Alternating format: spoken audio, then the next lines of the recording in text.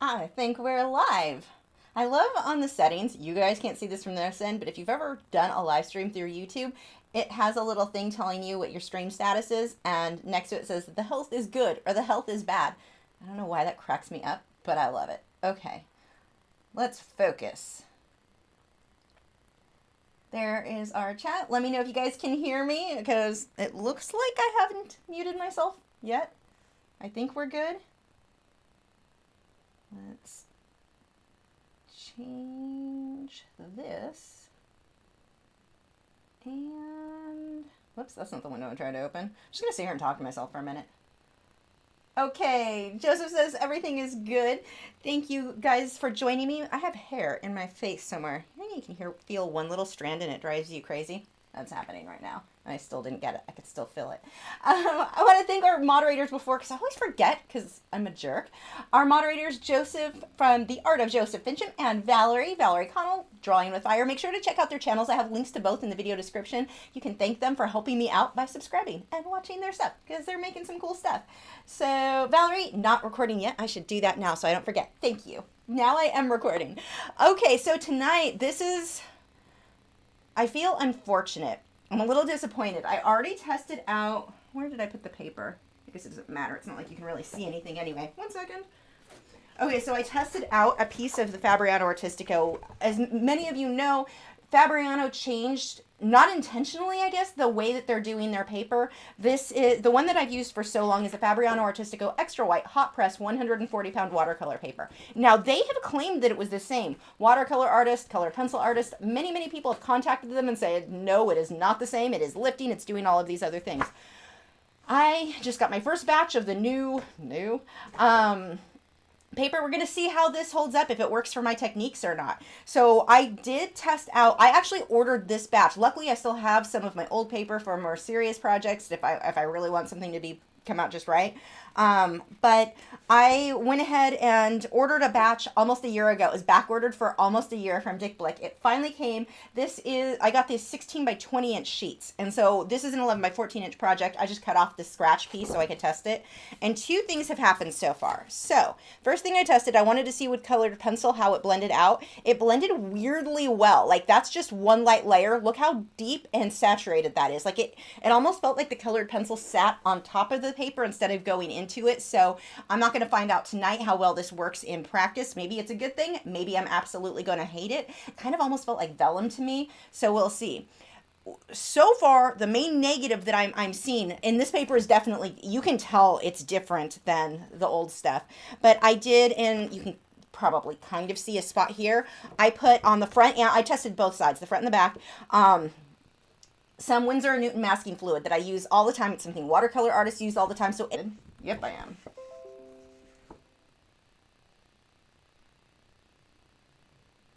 We'll just wait 1 second for this to figure out. There we go. Okay, I think we're back.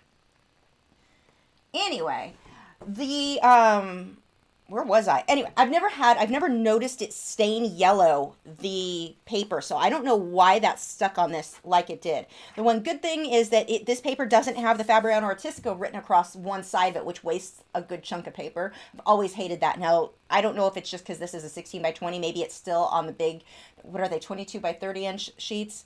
I don't know yet. I haven't ordered anything that big. I'm not sure if I will after this. We'll find out. But that was definitely the fact that that's stained like that. And the other thing is it feels weird. Like, I didn't leave the masking fluid on the paper very long, because I know one of you guys actually told me that you had problems with the masking fluid on it. So I wanted to test on the scratch piece of paper before I found out on this that it was going to ruin everything. And yeah, it definitely feels weird. Like, you can feel where the masking fluid started and stopped. It changed the paper. And not in a good way. So I tried on the other side as well. Same thing. It's even worse where it's stained here. This, I just didn't peel it up all the way.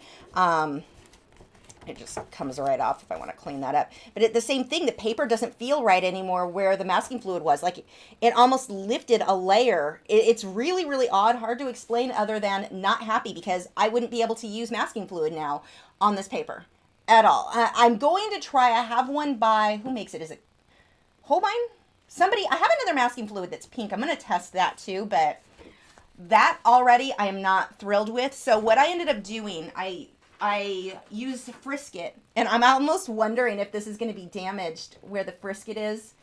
No, it seems okay so far, but I used Frisket, and what Frisket is basically a big piece of, video turn on in your monitor, just double checking comments here. What Frisket is a big piece of tape that you cut out to cover a masking area. Since I'm going to be airbrushing this, it'll keep the airbrush paint from getting on the bird.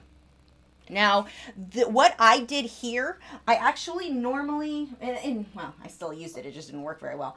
I used this little X-Acto knife type cutter, which my blade, as you can see, I've been using it for orchids, and it's burnt because you have to sterilize it with fire, and it's also bent, and this is not very sharp or in good condition. So there's a good chance that I've scored my paper too far in doing this. But what I did is I just put the tape over the paper, and then I had already had my drawing on the paper so I could see through it. I'm using a very, very translucent Frisket. They have some that's really opaque. This one, very translucent, so I could see my drawing clearly. And I just used the little razor blade guy and just traced around everything and carefully cut it out. Now, I don't know that I recommend most people to do it that way. I've been doing it 20 years, so I'm fairly good at not cutting my paper or my canvas, but if you do it the way that I'm talking about here, just be warned, you can accidentally put a hole or cut right through the paper if you're not careful. I felt pretty safe just because I've done it enough times before, so I have never had any major problems, but you do have to be very careful. Keep a light hand. Be careful with that. Your other option is to put it on a cutting board, one like a mat cutter cutting type board, like one made for this. I actually have one that's for sewing. Trying to think where I got that. I probably got it at Michael's or Hobby Lobby. Just a big kind of squishy board. And you can draw out. I've taken a Sharpie marker and just cut it out on the other board and then placed it on my artwork. That's another way that you can do this and be a little bit safer and not end up scoring the edges. I guarantee you I've scored some of my edges at least a little bit on this. So, just a reminder, make sure if you guys have a question for me, do the @Lachri Fine Art. If my name doesn't highlight in orange, I just assume you guys are chatting amongst yourselves, and I usually don't even see it. So, for this one, I can be messy because I've used the Frisket over the background. I don't have to worry. Oh, some of my tape came off on my branch there. So here, that actually will get covered. I'm going to have to, think the easier way to fix that. I just noticed I'm missing a piece of tape there. I'm not sure how I managed that. But what I'll do is I've got the Touch Up Texture titanium white mixture. So after I paint all of my background in, I'm just going to cover that back in with white and then put colored pencil back over it. So that will be okay. So the two I'm going to be doing, and I apologize for the sound. It's so nice out right now that I have to have my window open. I have to. Plus, I'm airbrushing, and it'd be nice if some of that mess went outside, so, I don't suffocate myself. These two stencil templates that I'm using, these are Through by Westcott. I love this brand. I've got a few other brands. They bend more. They don't hold their shape as well. These are just really nice. They aren't moving all over the place or, well, they hold their shape, basically. So those are the ones I'm going to be using for tonight once I get started with the circles. But let's go ahead and start with the background. Now, and if you guys are drawing or painting tonight, if you use the hashtag LachriLive on any Twitter, Instagram, wherever, it'd be kind of cool because we can all check that hashtag and see what everyone else is drawing while watching tonight.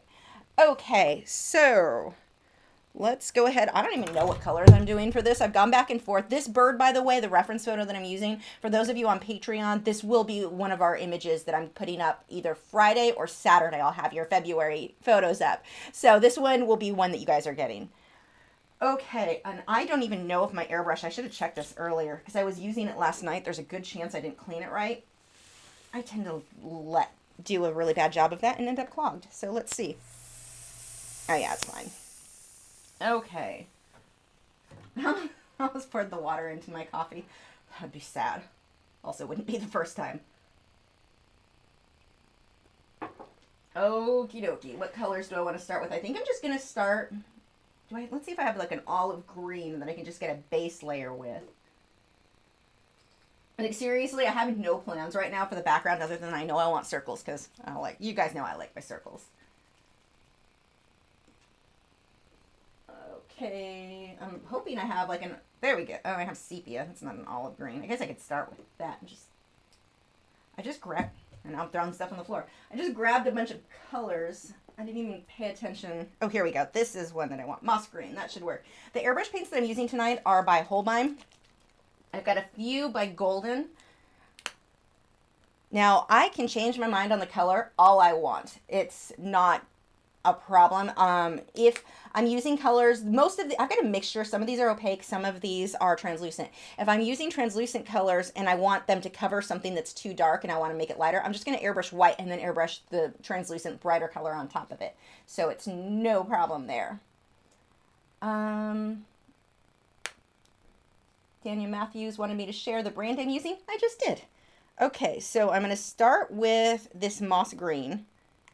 You don't need that much, especially on something this size. You don't need to fill, if you're airbrushing, you don't need to fill the whole cup full of paint unless you're working huge. A little bit goes a really long ways. And I'm actually going for the majority of this. Have to use my mask, otherwise I end up sneezing colors that are kind of interesting for the next 24 hours or so. That's not necessarily so healthy. Even if the paints, and here's a tip I have for you for airbrushing, and I've heard airbrushers argue, or people who like are really, really proficient with the airbrush argue that you don't need to wear a mask. Years ago, I use it just for special effects and such. I'm not using it for super fine details or anything like that. That's just not my interest. I love how it looks. It's just never been my interest. So years and years ago, maybe, God, when was this? This would have been around 2002. I don't know. I was airbrushing one night. I was in my dining room. So it was a big open space. And I'd been airbrushing for maybe an hour working on this thing. And I was using a lot of paint. A lot. I mean, I was spraying. I was being messy. I look over and there's just this cloud across the living room. Like the whole area, the dining room, the living room, everything was just this layer of airbrush dust that I'd been breathing in. And it was at that point you're like, huh, that can't be too healthy. I mean, the paints are non-toxic, but that's probably not good. So I went ahead and opened the doors, turned on the ceiling fan, got the air moving. But what had happened for me sitting in there for those hours, inhaling that, even though the paint was non-toxic, it coated my lungs. My friend, I didn't go to the doctor because I was terrible. My friend, who's a nurse, was the one who told me what basically happened. So over the next 3 days, it was about 72 hours, something like that, the airbrush had coated my lungs so much that I wasn't getting the oxygen that I should be getting. I was dizzy like crazy. I was sneezing and coughing up really unfortunate colors. Yeah, we'll just go with that. It was unfortunate. It was bad. So even if the paints are non-toxic, and even though you'll hear people who airbrush a lot better than I do and are very proficient with it, I always recommend wear a mask, especially when you're starting off. And if you're doing like I am, where I'm just doing it for special effects, where I'm spraying a crap ton of paint, more than the average person or was working on a full airbrush painting, that's where I wear the mask, because I am going to be sloppy. I'm going to be messy. I'm going to have air, or you'll see the dust, or not dust, but the paint kind of fog up everywhere. It doesn't ruin anything. Like anything it settles on is not ruined. It just dusts right off. It's dry before it lands on any surface, but you still don't want to be inhaling that much if you're being sloppy like I'm going to be here. That's where I use this. This isn't a super amazing mask, but it does make a huge difference. Probably it's time for a new one. Let's see. Victoria Diaz says, I got an email from 1340 Art inviting me to be featured in their magazine. Distributed among galleries and collectors. To submit my art, pay $20. Not a scam, but is it worth it? So, okay, here's the thing. Art, that's a good question. Art, like if you were to enter into an art show, you're going to pay a fee to enter. It goes towards the prizes. It goes to different things. In their case, it's going towards the printing and whatever. Is it really being distributed among who it says it is? Have you heard anybody who you trust use their services and have a good reaction from it? Have a good experience? They sold stuff. It was worth the $20. I have a feeling it's not. I don't know them. I'm not familiar with them. So throwing that out there. But when I hear something like that, more often than not, it's not even remotely worth it. It depends on if people actually see it. It's kind of like, I say this with musicians all the time. We play for free, and you'll have bars that are like, yeah, come play here. You're going to get exposure. Exposure to like 20 people, max. That's not exposure. And I have to wonder that with this type of thing. What is the exposure? Is it worth the $20? Probably not. You probably could get better exposure other ways that either are free or will pay you. I mean, if I submit an article to the Colored Pencil magazine, they pay me. I don't pay them to be in their magazine. And that's actually going to reach way more artists. Now, that's reaching artists, so it's good for me as a teacher, not so much with the collectors. But I don't know. That's what you've got to find out. Is it worth it? Has anyone done it who isn't, you know, friends with them or something like that? Has anyone else, like in your position, done it and found it worthwhile? I think that's really what you've got to ask yourself there. Okay, so let's go ahead.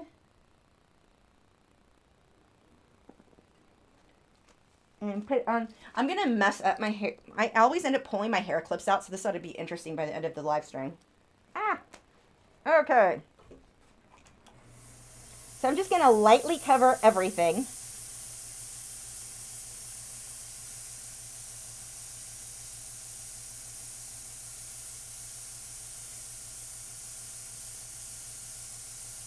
And see how I can go right over the bird? It doesn't matter. Can you guys even hear me at all with this on?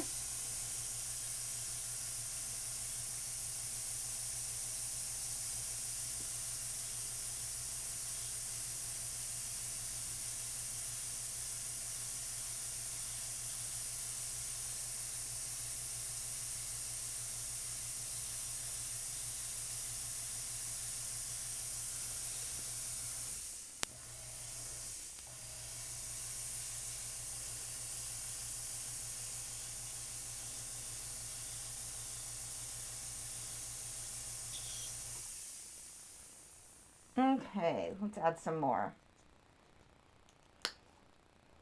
Okay, good. Thanks, Judy. So that gives you too an idea of how loud the air compressor is. It's not super loud at all, the one that I'm using, which is kind of nice. Okay, back to work. This one is sepia.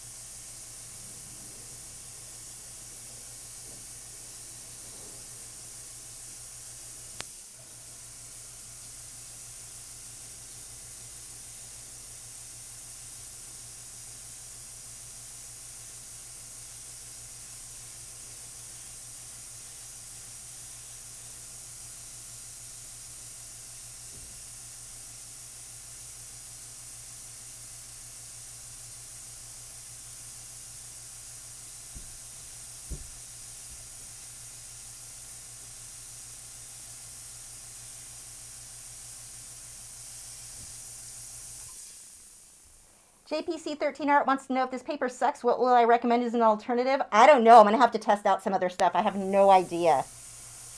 I'm going to be really disappointed if it sucks because it's been my favorite. I mean, this has been my go-to paper for so long. It is really hot in this mask, by the way, when I talk.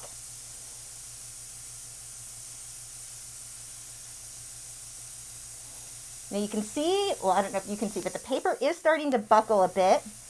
It should dry flat back into place, though, if it's any good. Let me finish out with some this, and then we'll try that.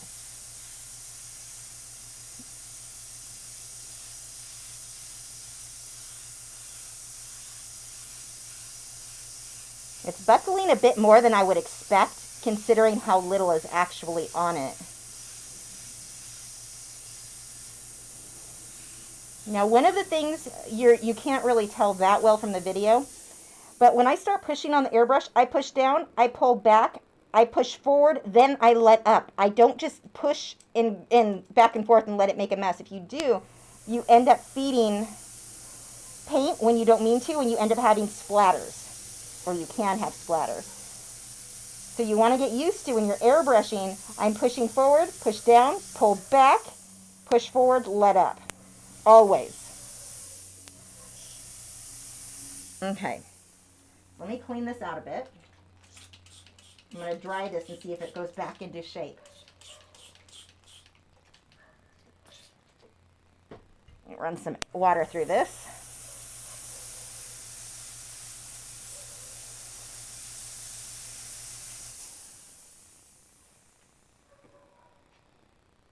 Oh, it's hot in this mask. This is uncomfortable. I don't normally talk when I wear these. Now, I don't need to have the mask on the whole time I'm working because I'm not actually airbrushing that much. It's basically what initially is coming out. It settles fast enough that in the room, like I can smell the paint, but it's not, you know, huge, huge cloud. I'm going to have paint all over my glasses, I think, by the time this is over. Okay, let's see. Yeah, Sarah Mixar asked if I think I might try Arches. I think I'm saying that right. If they do Fabriano paper, that's actually the first one, and then I'm going to try out. And I think I'm going to try that either way, because I just don't know if I like them or not. I may have some. I don't know. I've got a bunch of paper back there. Okay, hold your ears. Here's the hair dryer. Now, the hair dryer is not needed when you airbrush. Like, that's not an always you need this type thing. The reason I'm using it is the paper is warping, and I want to see if the heat will put it back into place.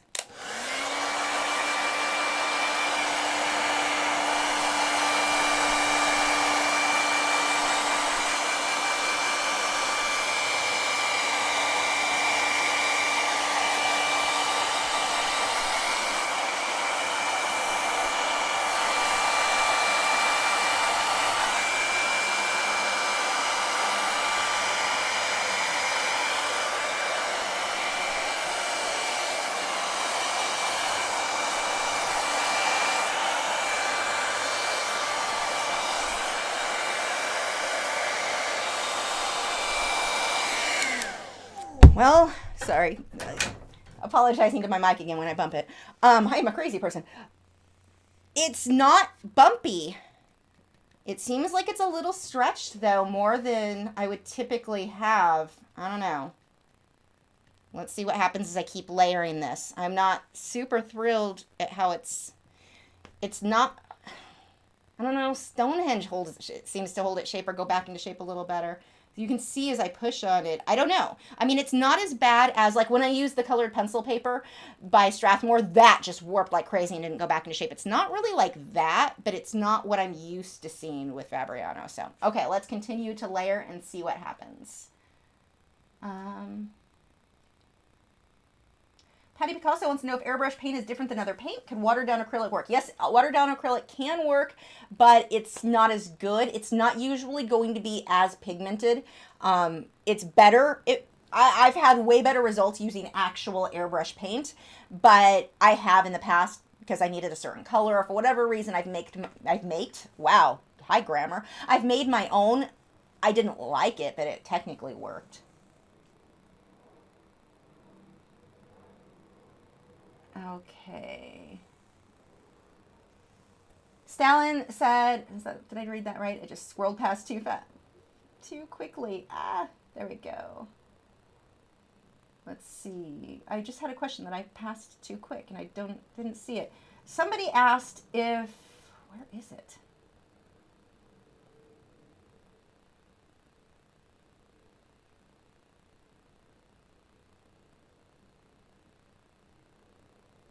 Oh, Stalin said that she just ordered this paper at my suggestion, or, because that's what I had been using before. I think that I'll still use, like, if this is horrible and I hate it for colored pencil, I'll still use it for graphite. I think most of us who work in colored pencil also use graphite, so it's not going to go to waste. I'm not wasting art supplies, that's for sure. But because with graphite, I'm not quite as picky, and I'm probably going to do one to see, even if I like it for colored pencil. Either way, I'm going to test it with graphite because I have a feeling I'm going to really like it for that. I just don't know with wet media how this is. Yeah, we'll see. Oh, my mouse. Hold on. My screen just went blank. I forgot to bring my mouse over here. So this reference photo, I'm not copying it exactly. I'm making up my own background, basically. Okay, I'm going to go ahead and keep layering some of the deeper greens. I want to go with kind of a sepia green, I think, with maybe some hints of blue, because the bird is going to be really bold, like ultramarine blue, kind of a sky blue color, yellow, red, really bold color. So I'm going to let the background be a little bit more muted, and that bird is just going to pop out. Hopefully. We'll see. I don't know. One thing that I'd love for you guys to notice, as I work, you guys often hear me say, I don't know, I'm just playing. I'm just going to experiment and see what happens. That is I hear so often where people are so worried about making mistakes. They're so worried about every brush stroke, every decision has to be perfect, perfectly planned. You're going to learn faster if you just experiment. See what happens. This may not be one of my favorite pieces ever. It might not. I don't know, but I'm going to learn a few things from it and figure out, maybe I don't like these colors together. Now, I could have photoshopped them to get a better idea. Honestly, I ran out of time for that. So I'm just kind of playing with it. But don't ever feel like you can't just experiment. Don't ever feel like everything has to be so like polished and exact that you can't just have fun.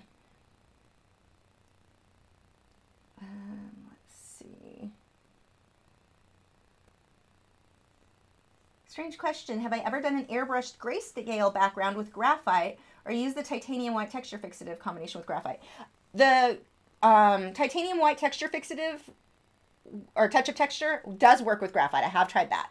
Airbrushing a background? No, I've not done that. I don't know that I'd say I would never do it. I honestly hadn't considered it. Maybe that might be a fun project actually, because I love the combination. Now I would probably, if I did that, I probably would do a colored background and then the drawing in black and white, just because I love the contrast between having black and white and color together. So that would probably be the way I would do it, but I might do that. Okay, let's go ahead and continue. I lost. This is gonna happen. This happens constantly while I'm airbrushing. I lose everything all the time. It's kind of bad. And then those of you with glasses may run into this. This doesn't really fit on my face quite right because my glasses, it wants to push them up. So I'm like having to hold it. Yeah, it's a hot mess. Okay. Going back to the moss green.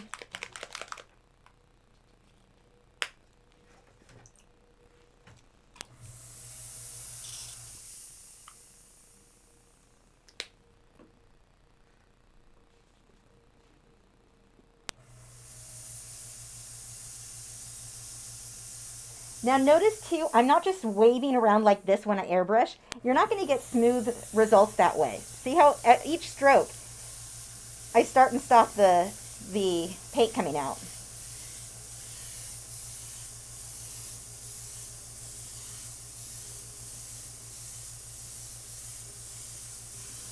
When I first started airbrushing, that was probably one of the biggest mistakes that I made. I would just like wave it all over. It's a really bad habit to get into. And ideally, keep yourself at a 90-degree angle from your work. My camera is in the way, so I'm kind of moving all over. But ideally, you want to be 90-degree angle. Don't airbrush with your gun this way or your body off to the side. Stay right in front of it.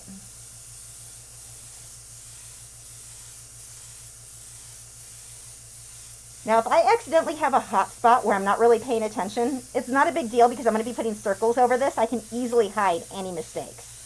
That's the nice thing when you use this for special effects like that. You don't have to be at all good with it to make something look good. It's just so easy to hide potential mistakes.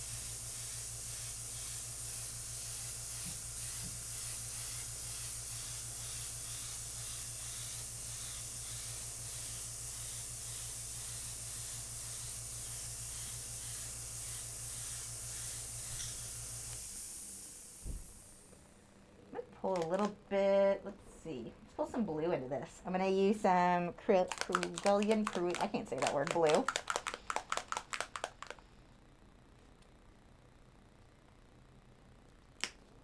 Shannon wants to know the size of my closet, says I've never worn the same outfit twice. I've got clothes that I've had for 20 years, but I wear this shirt all the time. This is one of my favorite because I don't really care if I get paint on it. So you guys see me wear this a lot in live streams.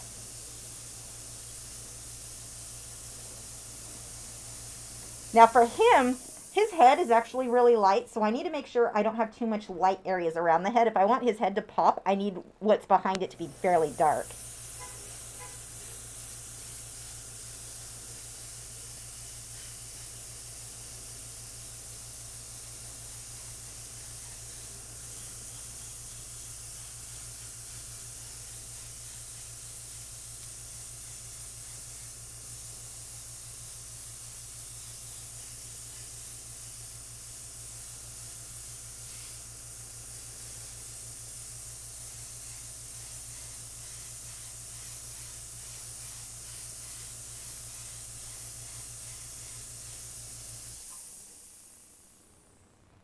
Marlene wants to know about Fisher 400 sanded paper with the airbrush. It might, but it wouldn't be my ideal choice because with airbrush, it looks best if you work on something that's super smooth. I don't like it on texture, like watercolor paper or anything like that, because the way that the paint catches on ridges, it wouldn't look very good. I mean, it can be done, and you can probably make it look okay, but it would not be my first choice, that's for sure.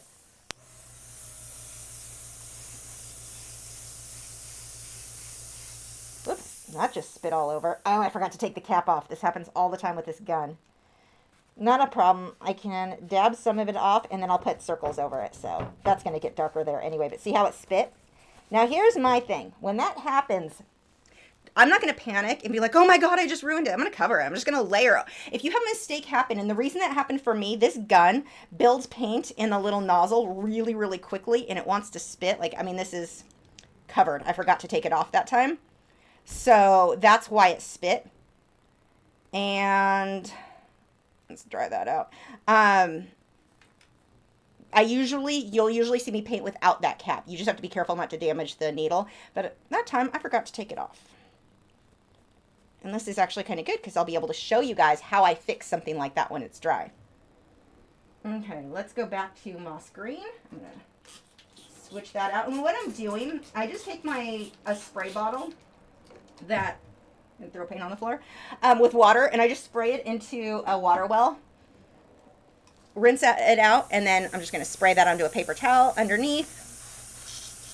There we go. Okay, now it's ready to go for the next color. But I just run water through it in between when I work with the Holbein. Was that the color I wanted? Nope, that was sepia. Let's see. Do I worry about the mist sticking on my studio materials? It won't. It dries before it lands on anything. It's dry, so it doesn't stick to anything. It's just, you just wipe it right off. It's no problem at all. It's annoying because I have to dust the entire studio every time I airbrush because I'm anal like that. But yeah.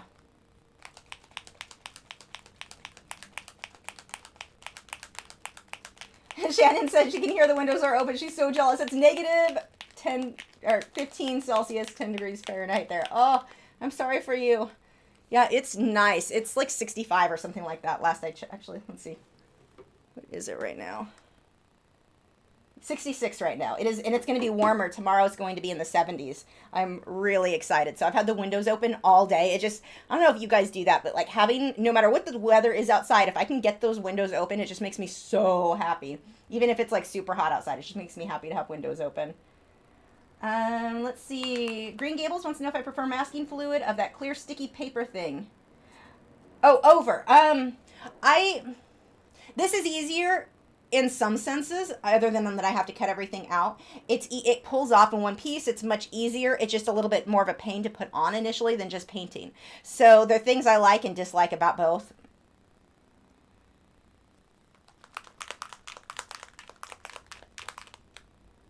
Let's see. Marilyn said, I'm so sorry, I forgot what other paper did you say you like for airbrush? I'm not going to say I like it, but I've used Stonehenge before and it worked okay. It's not my first choice. That paper's not really meant for wet media. What is the cost of an airbrush? You know, about 20 years ago, I spent, it was about $500 for my setup. You can get that whole setup for like $300 now. It's so much cheaper. It depends on what you get. Like the airbrush itself, oh, I put too much paint in that by a lot. This airbrush cost, you can get this one for like 60 bucks. It's super cheap, and then you can use a 40% coupon. And the compressor is maybe 300, and same thing, 300 or 400, 500, but you can use a 40% coupon.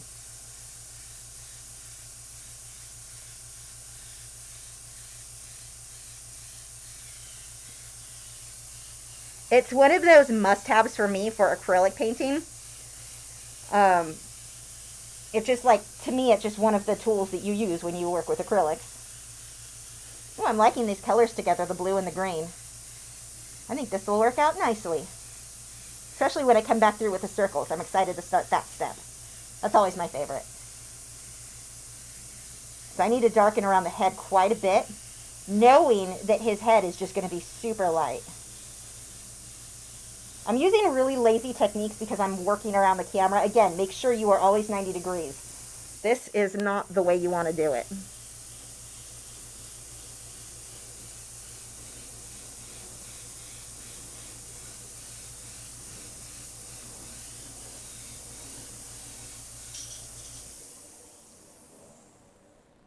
Add some more.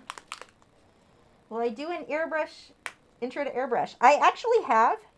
It's an old one. I should do a new one. I do have one, though, that goes over a lot of what I'm talking about, and I use the same. The only thing different in that video is I like my Holbein airbrush paints better than my Createx that I used back when I made the video. I like it a lot better. I still have my Createx, so you can still use them. They clog more, and I don't like them as much.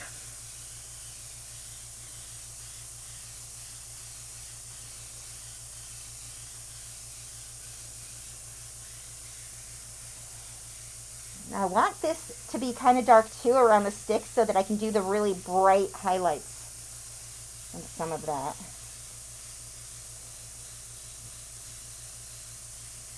I think I'm going to pull more blue after this. And then I will start with the circles because a lot of this is going to get covered anyway. I'm going to do this in a layer. Okay. Let's add that blue again. Molly, yeah, I will definitely use graphite and water-soluble graphite again. I love working with those, so I need to.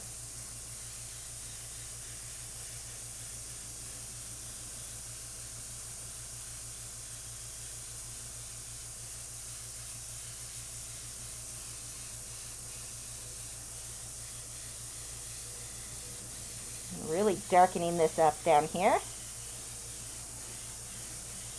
See, this is that laziness I was talking about where I'm just spraying like crazy. That is exactly what I meant. That creates a lot of cloud, like a huge airbrush cloud in your studio. And it doesn't ruin any of the furniture. I mean, it's dry before it lands. You just have to dust after. And this is why I have to wear a mask, though, because until that lands, I'm inhaling it all. Okay. Cap back on that so I don't damage my gun. Let's see, is it too cloudy in here? I may have to put the ceiling fan on at some point if it gets too cloudy. I don't think it will, though, because that's the majority of what I needed to do. I'm actually going to take the hairdryer to that really quick, so plug your ears.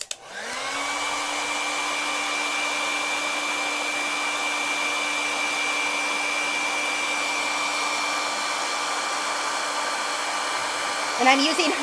Let's actually turn that off so I can tell you this. I'm using high heat on this.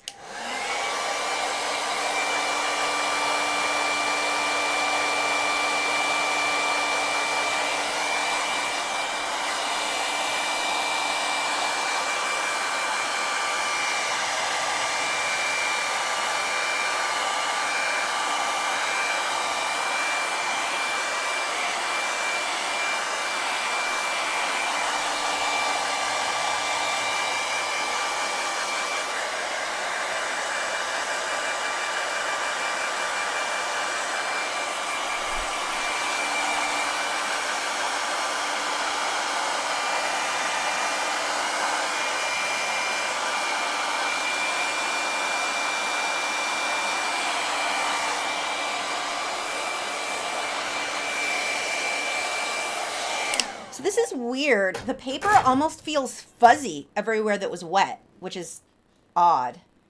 I don't remember that happening before. I mean, it's not going to ruin the end result because no one's supposed to touch the artwork, but that is definitely a difference. I need to find something because my biggest concern, I can use Stonehenge if needed, or, there are other papers that are good enough. But for Inktense, I need to figure out what I'm going to use for that because my Fabriano Artistico has always been my go-to for Inktense.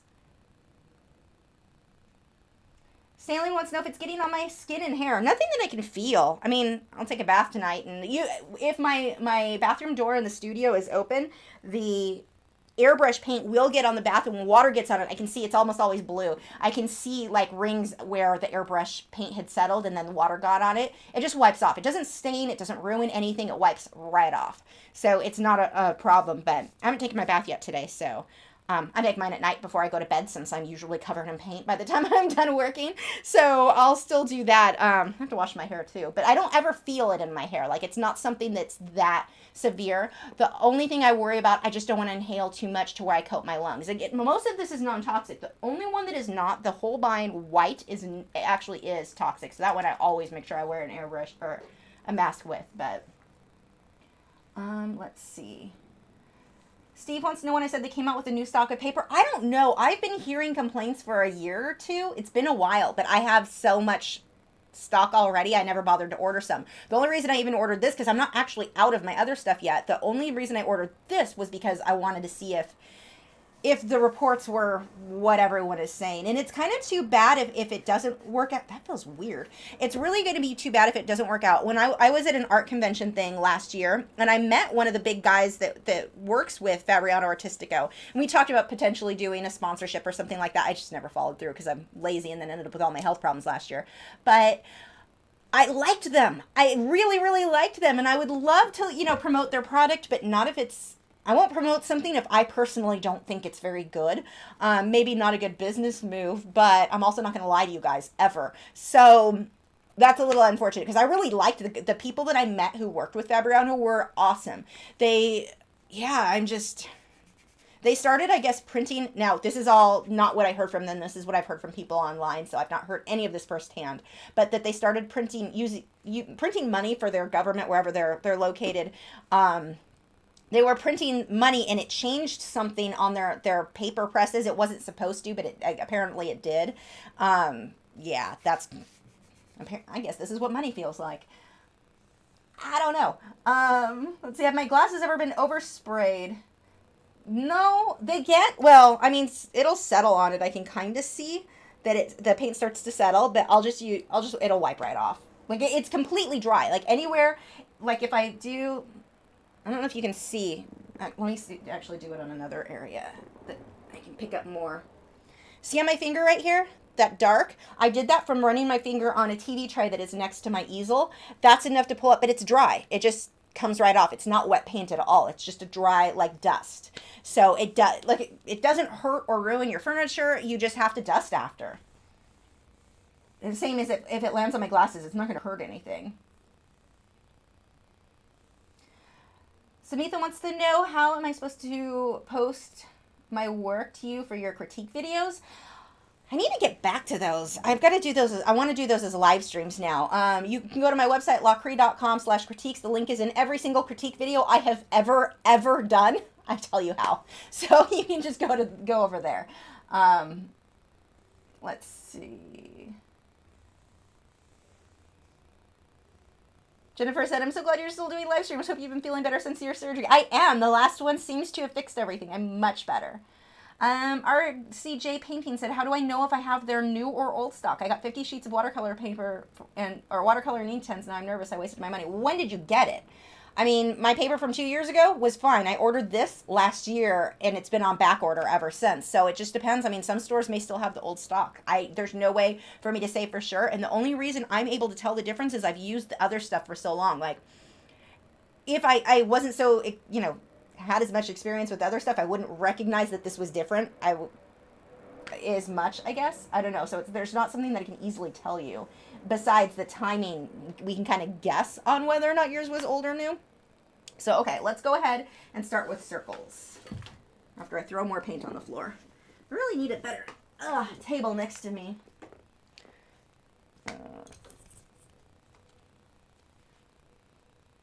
Okay. Oh, the elastic's breaking on this. I think this one's almost dried up, my white. Doesn't seem like there's much left in there. So I'm just going to use white, which is going to look terrible, but it's opaque, and it's going to give me the look that I need for this. I'm going to use a couple different sizes and throw more stuff on the floor. That is just my theme tonight. Oops. Let's not make that mistake again. Take the cap off of that. There we go. I'm just going to start picking places to... Now, if you want the edge to be super sharp, you're going to put the stencil next to it. If you want it a little softer, hold it back.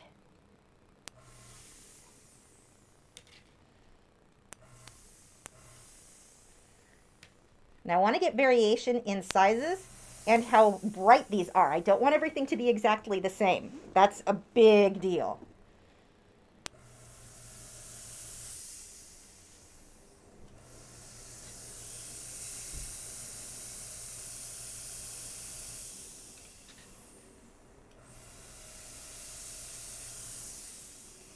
Actually, I don't like that one being as fuzzy as it is. Let's go around the edge there.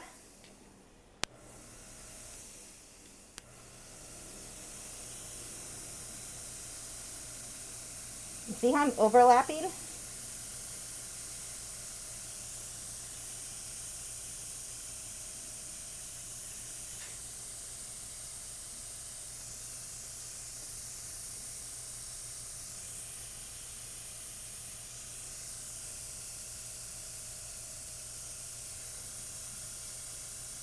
Let's get some bigger circles here.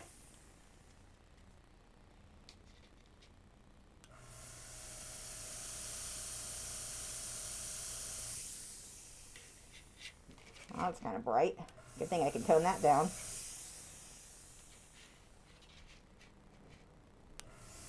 Now, one of the things that I do when I do these circles, see how this one I did on both sides of this branch?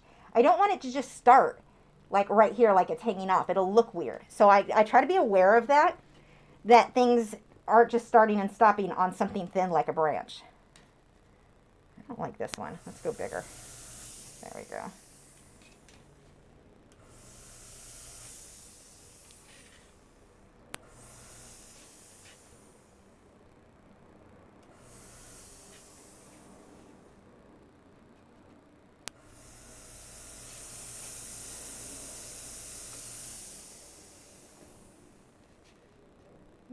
Let's see.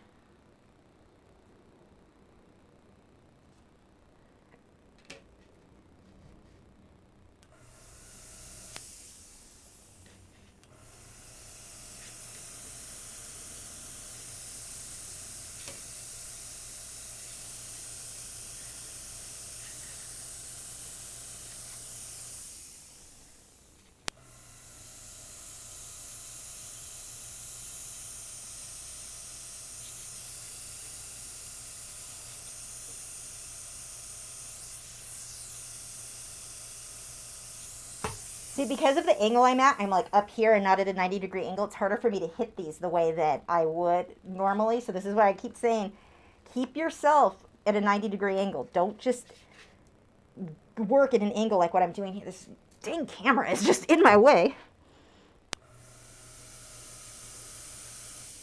Now this is starting to dry out a little bit on the tips, so I'm just going to use my nails and clean that little dry bit off.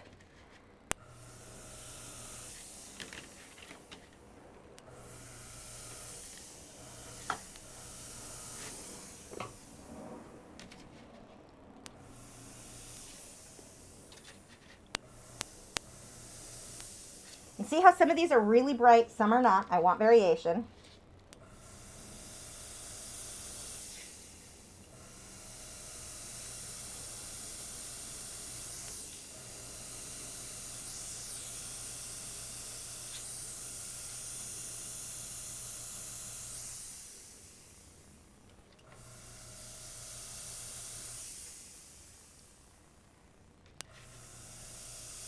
Oops, starting to splatter. Dab some of that, and I'm actually going to intentionally then go over a little bit of this darker. Oh, that is really spitting. Hold on, that is dirty.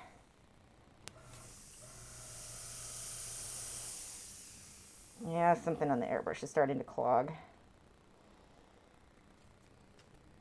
I'll be able to fix some of that with the, there we go. Oh, still spitting. Yep, it's clogged. It is officially been clogged. That's going to be fun to fix.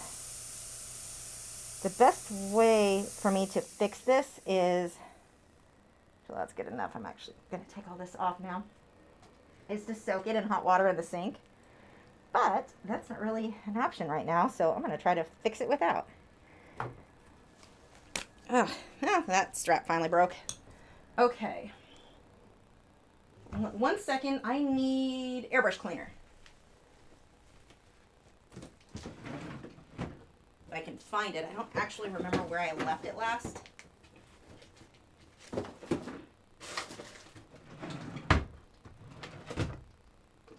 It could be anywhere. There we go. This helps, but really, if your airbrush starts to clog, the most effective thing that you can do is pull it all apart and soak it in hot water. You know, it's funny too. I've had a few people messaging me now telling me that using water in your airbrush is the best way to make it rust and all of these problems, it'll ruin it. I've had this airbrush for about 10 years. My other one I've had for about 20. I've always used water. Nothing has ever rusted, ever. So I'm not really sure where this theory, I'm not sure if they're using crappy airbrushes that do rust. I don't know. Nothing has rusted for me. So I'm not sure. I'm sure I'll get some hateful comments on this video later going, it's because you're using water. It's not. Water is fine. Maybe you should invest in a better airbrush if yours is rusting. It's not like this one's expensive. It was 60 bucks and then I had a 40% coupon, so. Am I completely done with Sarah Scooter? I am. He's actually behind me right now. I've got to get good photos of him and then varnish him.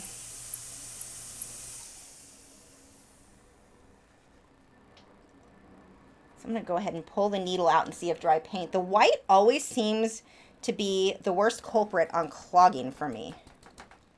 And that one was a bit thick anyway because I think that paint was starting to dry out in the bottle. So you can see there's paint dried all on here. This definitely needed to be, I should have pulled it apart last night. I haven't used black today, and that is black paint. So that is from yesterday, and I just didn't clean things. So you have to be careful with the needle. What I'm doing, I'm just wiping that off. I'm half doing this right now. The proper way for me, the best thing, like I said, I would fill my sink with hot water and just let it soak. Everything, all the paint comes off really nicely. But I can't bring you guys with me right now. Ah, don't fall on the floor, needle. Whoa, that's weird. What?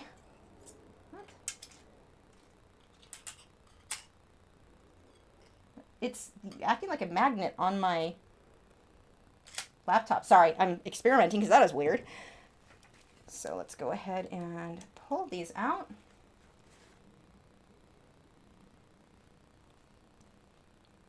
And that part's fine. This is going to be my problem child, and I should have some Q-tips over here I can use. Yeah. Let's see if I've got any chunks of paint where they don't belong.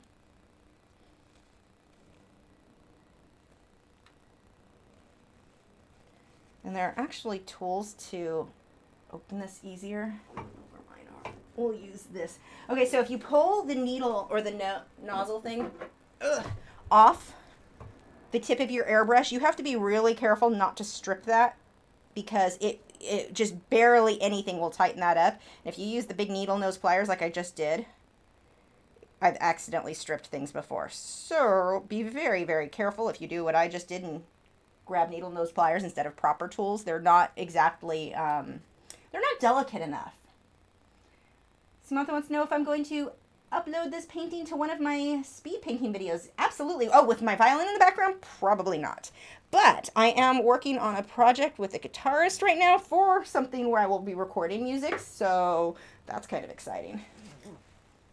So, pro tip number 2, don't do what I'm doing here. I could damage the needle really easily by I'm scraping my needle out, or my nozzle out. I have spare needles, so I could use a new one if I need to, but this is not a good habit. I've broken things doing this before. This is just night full of do as I say, not as I do. This doesn't, I don't think that piece is actually clogged. Okay, let's see if anything else in here. I think it was just my needle that seemed to be the real issue. A bit of paint in there. Okay, let's see if this is good enough. Hopefully, because this is not the most effective way to clean an airbrush, but fingers crossed it works for us tonight. I will definitely be soaking this when I'm done, though. For, like, without a doubt, this needs to be, oh, crap. Now, if I lose that piece, we're all kinds of screwed.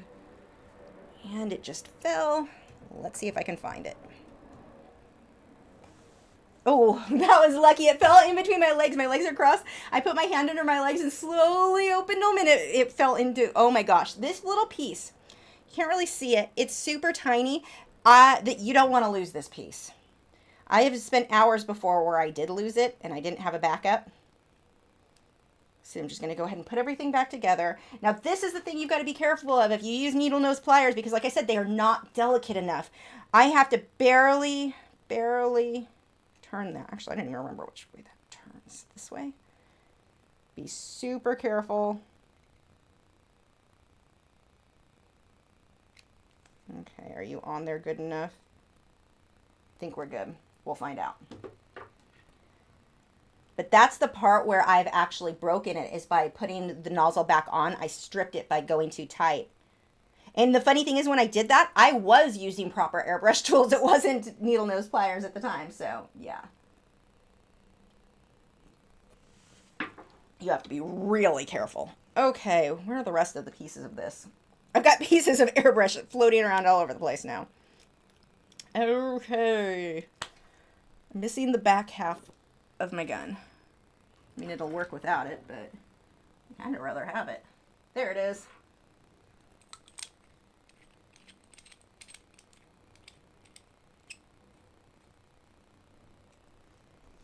Okay, so now let's go ahead.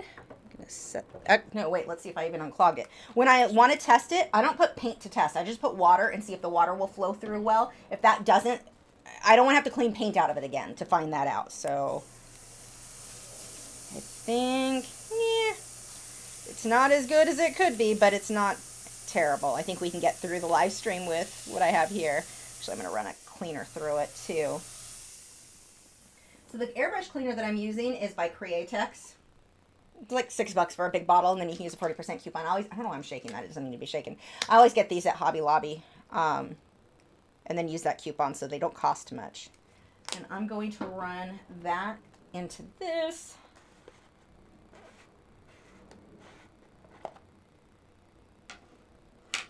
So I've got this little airbrushy cup thing, which is pretty handy because you can just spray into it when I want to clean out the gun.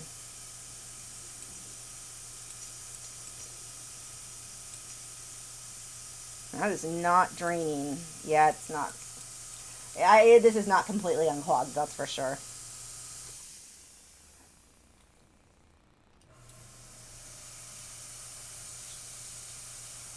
But let's cross our fingers and hope for good enough.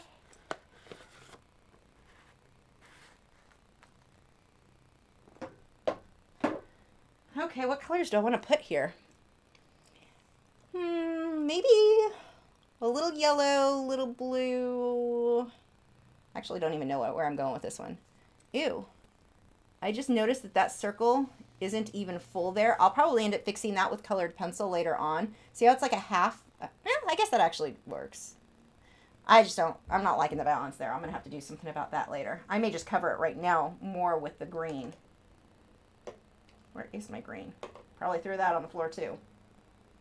You're not it. There we go. Okay, let's put my half broken mask on and use my half clogged airbrush and cross our fingers. Oh, I like it better with a single strap. Now I've got a hangy though. Okay, seriously, everybody cross their fingers. I don't want to pull this all apart again. Yes, it's working. Your fingers were all effective.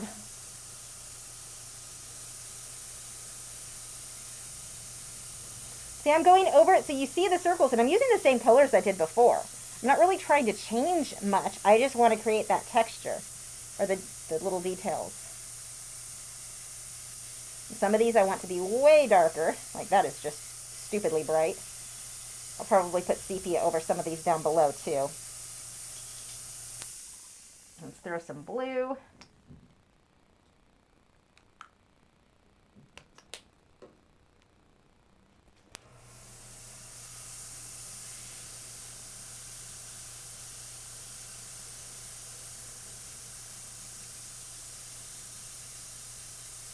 See how much better it looks once the color goes back over it.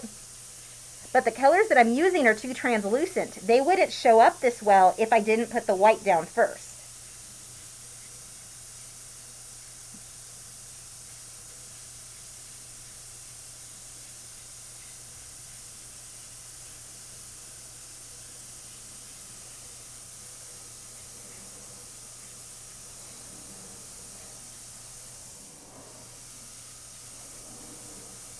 Go with some more sepia, or actually moss green. No, sepia first. Decisions, they're hard.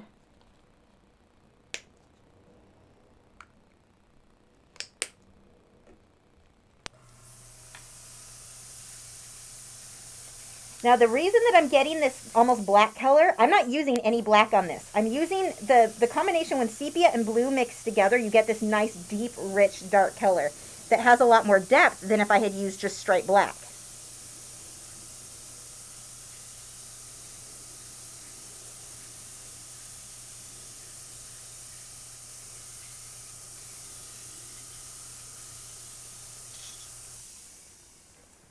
Okay, let's go a little bit more with the moss green, and I think that's it for the background. And then we can pull the tape off, which is the funnest part to me.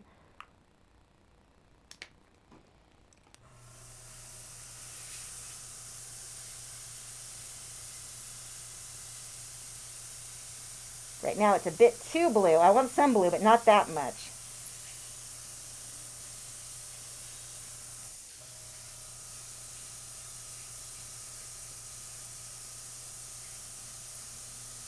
Remember I said I need it to be kind of dark behind his head because that yellow I'm going to want to pop. And that is it. Okay, let's clean that out. So to clean the airbrush for now, like I said, I'll be soaking this tonight, but for right now I'm just going to spray it into my water well and then run the water through it.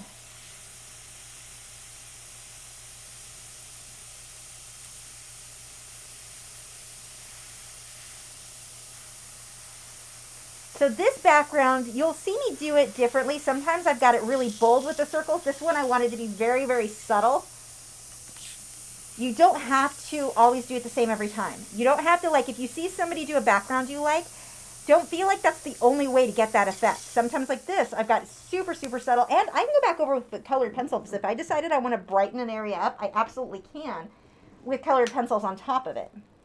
Because what you're seeing on the video, it looks like the circles are standing out a little bit more and a little bit more blue than what they really are. Or than what I'm seeing anyway.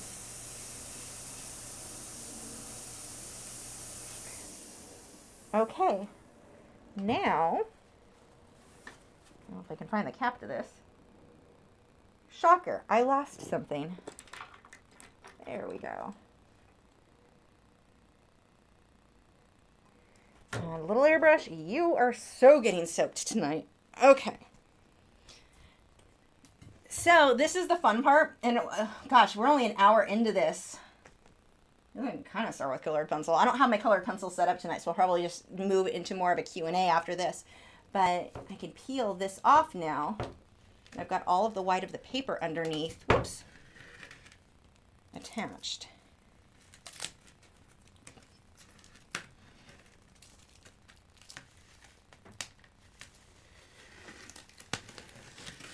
Ta-da! So satisfying. I love that part. So he is ready to start with colored pencil. I'm actually going to take the hairdryer to this though and see if this can pull back into shape a bit better.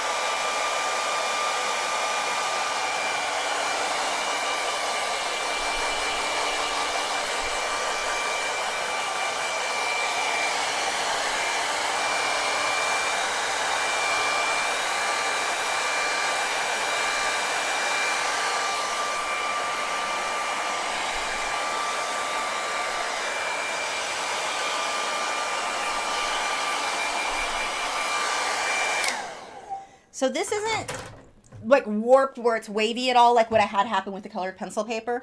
This definitely is smooth. It just feels like it's stretched a teeny tiny bit.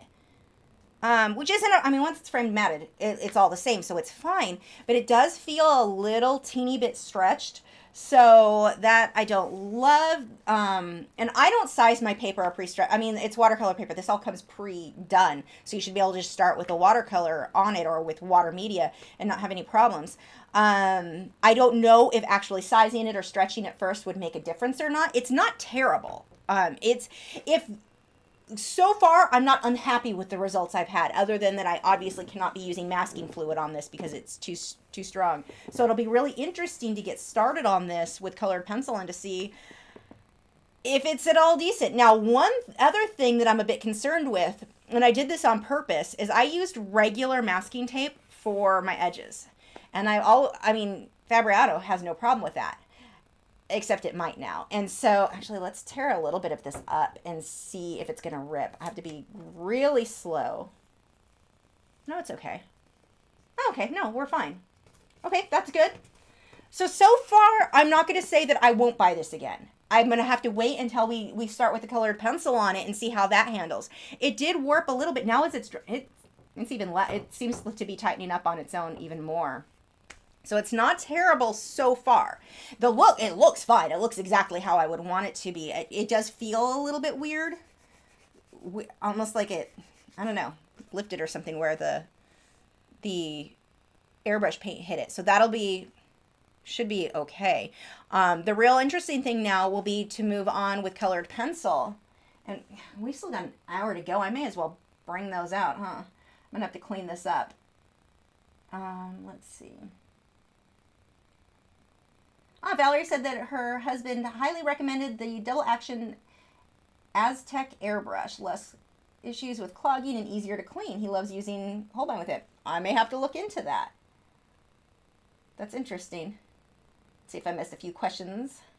Do certain airbrushes need a specific compressor, or would the airbrush fit any compressor? Well, it depends on the hoses that you use and the connectors and all that. You're going to need some sort of a regulator, which is, let's see if I can pull this up so you can see it. This basically catches water. Otherwise, it will spit water, or you'll get where it catches like humidity from the air and it'll spit onto your project. So you do need something like that. Any art air compressor is going to have that. I've known of people who used a big compressor that they kept out in their garage. Oh, dear God, was it noisy. You wouldn't want to use that in the house. They have them like at hardware stores and stuff. But to me, it just seems like you're not really saving a whole lot of money. And you have to be able to regulate your pressure on those. There are just a lot of things. So I really like, I've got it linked, I think it's linked in the video description. If not, if you go to my website under supplies for acrylic, it may be under colored pencils too. I definitely like this compressor. It's small. It's about, yay, big, you know, not very big, not very noisy. It's something I can use indoors. So that is, yeah, I've known of people who use the big, huge, heavy-duty ones from the hardware store that take up like half this room, but it would not be my choice. You need different hoses and there's just a lot of stuff. Okay, so bring out the pencils. Patty Picasso was saying, yeah, I guess I'm going to. Okay, well, hold on one second. Let me get some of this stuff out of the way, and then I'll bring the pencils over. I didn't think I'd get this far tonight, so I wasn't prepared for it. Move some stuff out of the way here. And, that's going to be noisy. Knocking crap over. You guys can't see it, but I'm making a disaster. Like, it's a hot mess. And I think the chicken hears me talking. I hear him in the other room losing his mind. I think he's all excited. Now, I would never, that brings up another thing. I would never airbrush in the same room with a bird. Ever. They've got air sacs, and just the way that their bodies are, you can cause some serious problems. Don't airbrush in the room with your birds. I mean, I don't like most art supplies with my birds. Graphite, I feel safe with. Inktense, but I say birds like I have a lot. I only have one now, but definitely just be aware of the different art supplies, and birds are just too sensitive to so many things.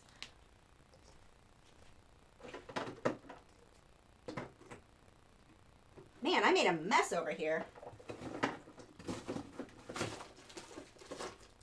Okay, almost cleaned up the airbrush stuff. I don't even know where that one went. Oh, that's a mess. Hold on. I cleaned in here today. You'd never know it.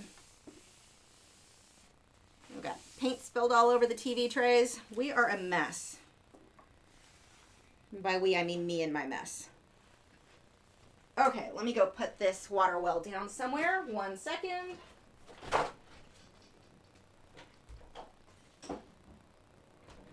And now we can bring out the pencils. Move some stuff over. Usually I'm more prepared than this, but yeah, wasn't planning to go this far. Put a couple more things away to make some space.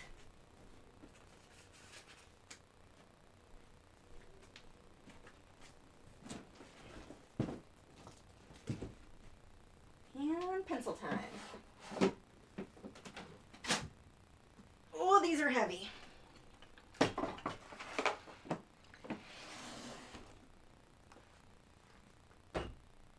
feel like I miss, oh, this cup. That's what I'm missing. And Viva paper towels. Almost ready. I should have put an intermission type thing on the screen, huh? Nothing else, it would have been amusing.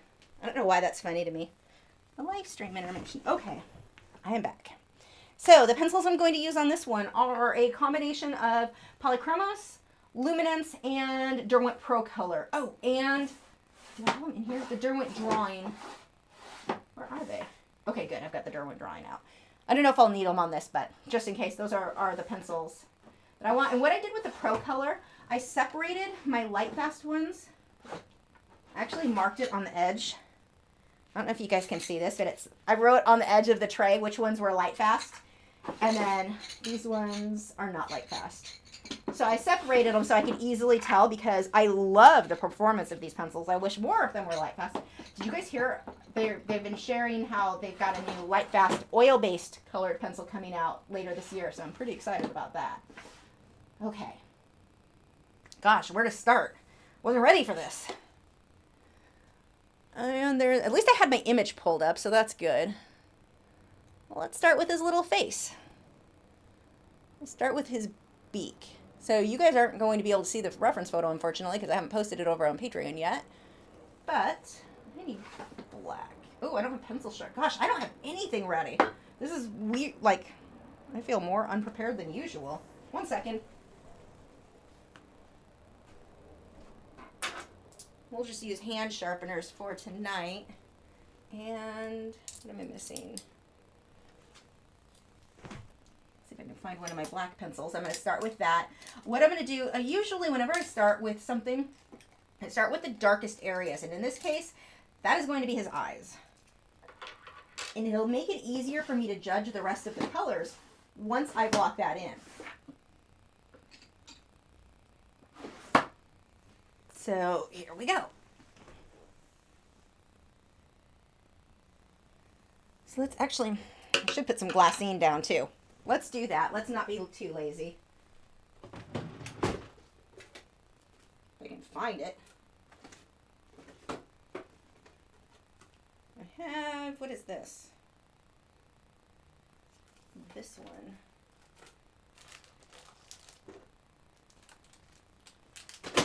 Should have a new roll somewhere, but I don't know where anything is right now. Let's pull out one of these sheets. I'll just cut this down to size. I actually don't know where my open roll of glassine is. Huh.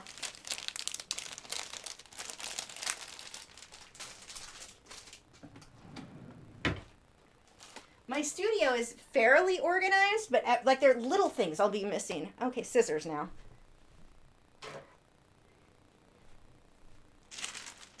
And what I'm doing, I want to put some glassine under my hand because I don't really want my hand resting on the paper. For one, I can smudge things. And the second reason is I don't really want the oils of my skin just resting or, you know, smudging, sitting on that paper. So I'm going to take some masking tape now.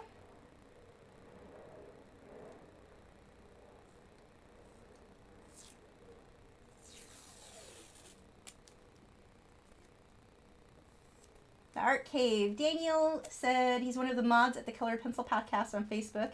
He said he uses Scholler Hammer 300 grade grit, I don't know, satin paper for colored pencil or airbrush. Been using it for 25 years. Can you post that over in the Colored Pencil podcast group? I would love to look that up, and I'm not going to remember right now. But I am definitely interested in trying that out. So I apologize because I'm pretty sure that this is going to keep shaking the camera because I have the camera attached today to the drawing board. I wasn't planning on using colored pencil, so I didn't think it would be shaking or moving around. That's going to be a thing. Okay, yeah, JVC13 Art is not wrong. He said the hour will be up by the time she's done setting up. Yeah, that's pretty much how it goes. Tom Wade said, this is probably a very beginner type question, but here it goes. What is the necessity of layering all sorts of colors opposed to just the color you want it to be at the end? It's not, you can't just paint by number with graphite, or with airbrush, with anything. I mean, it's not a paint by number. If you do that, just put the right color in the right spot, you end up with a result that's a little bit plasticky feeling. It's a little bit stiff. It doesn't look natural. So, I mean, there's many, many reasons. In this case with airbrushing, it's not a paint by number. It's an airbrush. I've got to layer so one color transitions over the next, and that's what gives me that soft, out of focus look that I'm going for here. So, I mean, there's so many reasons. The other thing is, one layer on top of the other, the light will refract through each layer, and that gives you more depth. Depth is kind of the key for a lot of that. Molly wants to know where the reference photo came from. I took this one myself. This one will be provided to you guys over on Patreon. I'll make sure it's on the $4 one so everybody gets it there. But I'll have that up either Friday or Saturday. I've edited the photos. I just now need to go through and post them for you guys. But it's one that I took myself. Okie dokie. What was it? Oh, black colored pencil. So we're just going to start by lining in the detail. Oh, that's a lot of detail in his eye. I'm not going to get that much on something this size.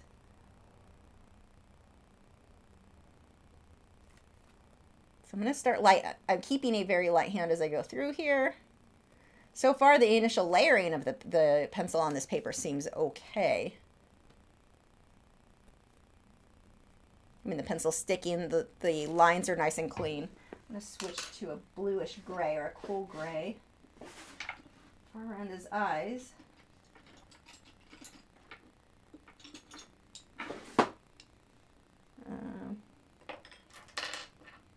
So this one is going to be Payne's gray. Sharpen that. And I'm just using a handheld sharpener tonight. I usually use my X-Acto School Pro, but I can't get to it easily because I wasn't planning on using it tonight. So we're just going to hand sharpen stuff. Oh, good call there. Let's see, Max wants me to zoom in on the area I'm going to work. So let's see if that's something I'm able to do with where my setup is. 1 second.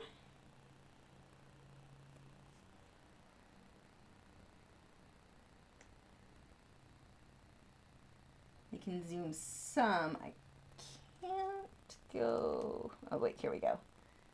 Zoom a little bit more.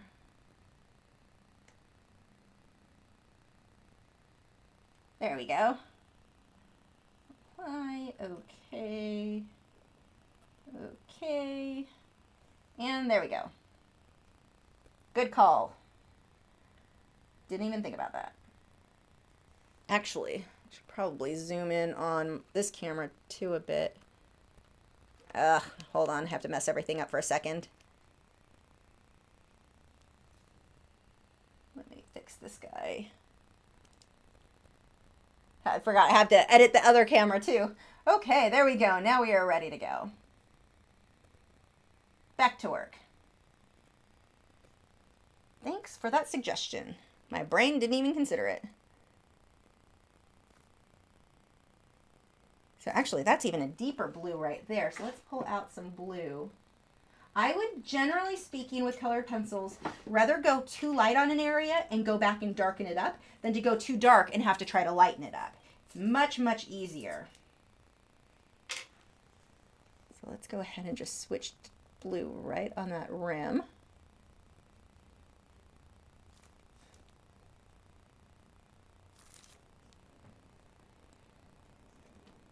Oops. What colors am I using? Okay, so in part, I can tell you Payne's gray, cobalt bluish, green, something, black. It doesn't matter. I cannot stress this to you enough. You have got to get over the idea that you need to know what color somebody is using. If you want to improve, you have to go, okay, I need blue, I'm gonna grab blue. Oh, I didn't like that blue, I need a warm, one that's a little bit more green. Grab a green blue. If you depend so much, and I see this too much from people, if you depend too much on knowing exactly what colors, you think in your head that you need to know exactly what color every time, you are never going to get better. You have got to be willing to go, oh, I need a blue, I'm gonna grab a blue. Oh, I need a gray, I'm gonna grab a gray. I mean, you're probably not following along with me right now. You don't have the reference photo. So this is just showing you the layering process and how I do this so you can apply it to your own photos or projects. But don't ever feel like if you're watching a tutorial or you're watching the way someone layers something on YouTube, not even if it's me, just anybody, and they're not telling you the colors, don't feel like you can't learn because of that. The colors aren't what's going to make your work look realistic. What makes your look real, grammar. What makes your work look realistic are your contrast, your colors, your values, how light and how dark things are. The yellow that I'm going to use, you don't have to use the same yellow. You don't have to use the same blue to still get something very similar. It would just change what type of lighting is in your piece, but it doesn't make it worse or better because you used a different tone of blue. Maybe your piece was a little bit cooler, a little bit warmer than mine. It doesn't make it more or less realistic. What makes it look realistic is your contrast. Get your darks dark enough, your lights light enough. I cannot stress that part enough. You will never improve if you keep asking people what colors they're using, because that's not the part that's making it look realistic. The part that's making it look realistic is how dark, how light. If you can get that in your head now, then you're going to start to feel more free to grab a pencil. And then that's what I do constantly. I will look at my pencils and go, okay, I need blue. I don't even look at the names because it doesn't matter. I look at the pencil and go, okay, that's kind of a bluish green. Let's try it. Does it work? Great. If not, grab another one. It's that simple. If you can get over the fear of needing to know, it's not a matter of the right color. Like, I think that's what this kind of idea gets in our head, that if we just put the right color in the right place, that's what makes it look realistic. And it's just not. That is not what will make it look realistic. Look at any blue you want. I could do this with purple and it'll still look realistic. It's a matter of how light or how dark I am, my values. That is what you want to watch. So, and that can be done with any color. I'm glad you asked that because it's something that is just so important. For name brand, that right now I'm using my polychromos. But I'm also going to be using Caran d'Ache. I'll probably use some of my Derwent Pro Color. I'll be using a big variety there. So now this guy has a shine mark on his eye, and switch over to my Caran d'Ache. I don't really need it to, I'm going to lighten it a little bit, but it doesn't really need to be perfect because that I can use my Touch Up Texture titanium white when towards the end, and I'll put the highlight in. So because I use that product, I no longer really have to stress too much about everything being perfect, where that used to be a big, deal. I'm actually going to pull, I don't want a light blue in there, I think. Let's go with a more opaque. And I'm going to switch to Caran d'Ache for this because I want it to be more opaque. And Caran d'Ache, they're the wax-based, and they will give you better coverage as far as like making something very, very opaque. Now, this seems to be blending well. I don't know how many layers I'm going to be able to get on this. That's a little bit of a concern. But I don't know if my eyes are just bad, but that is blending surprisingly well. It looks almost like I'm burnishing, even though I'm not, which is a little bit weird. I don't know if it's a good or a bad thing yet, but it's a thing.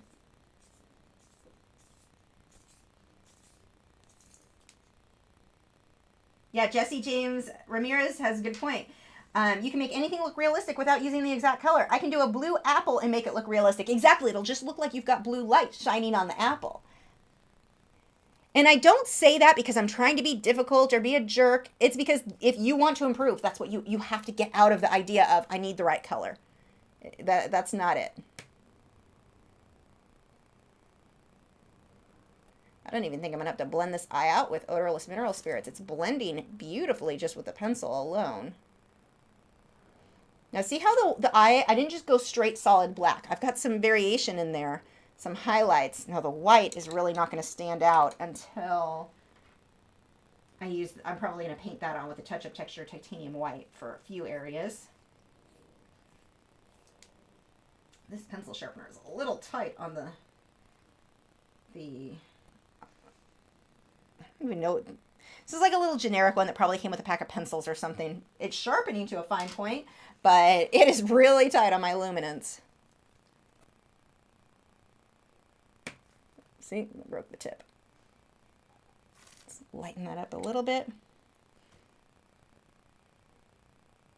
I don't seem to be having any trouble so far with getting color saturation or anything, so okay, I'm feeling a little bit more encouraged than I did when I found out about the masking fluid issue. So far, I'm not unhappy. I mean, this is a tiny, tiny area, but let's go ahead. I'm going to jump. I'm not done with that eye, but I want to jump to the beak and see how this blends out. So I'm going to put a light blue. I can definitely see when I'm using a light hand, I can see a lot with the texture of the paper, which I'm not in love with, but we'll see once it blends out.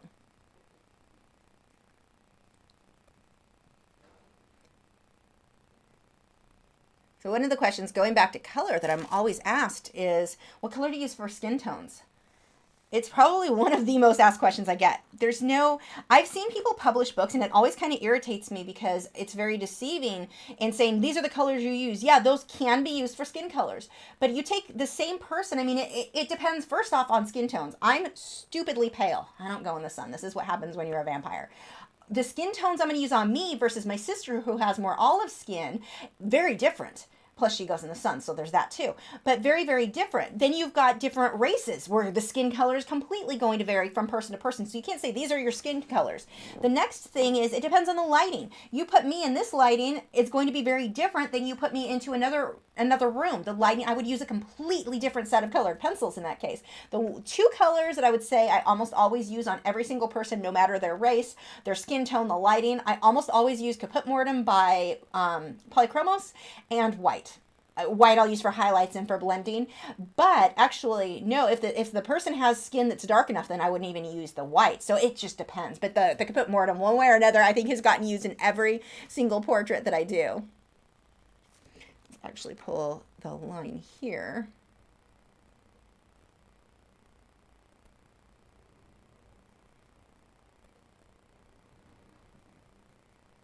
A little bit of a shadow there.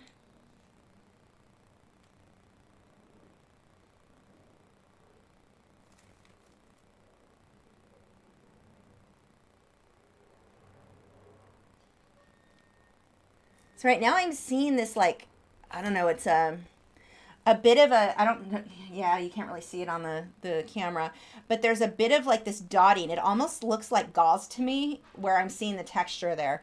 So we'll see how this works as I start to blend out. Let's get some gray. Let's see, with the Derwent Pro Color, they've got, I think they had some grays that I liked. Ooh. Definitely going to use that one. We're going to be trying all the pencils today. Apparently I need to sharpen everything. Oh, I know why, because I used my last colored pencil project was on sanded paper. You don't really have to sharpen your pencils that much. I'm like, geez, all these are so dull. That's why. Last one was with powder blender. So I'm going to take this gray and just kind of go over everything. The blue, see how I'm going right over blue and the gray, and that's going to just kind of bring them both together.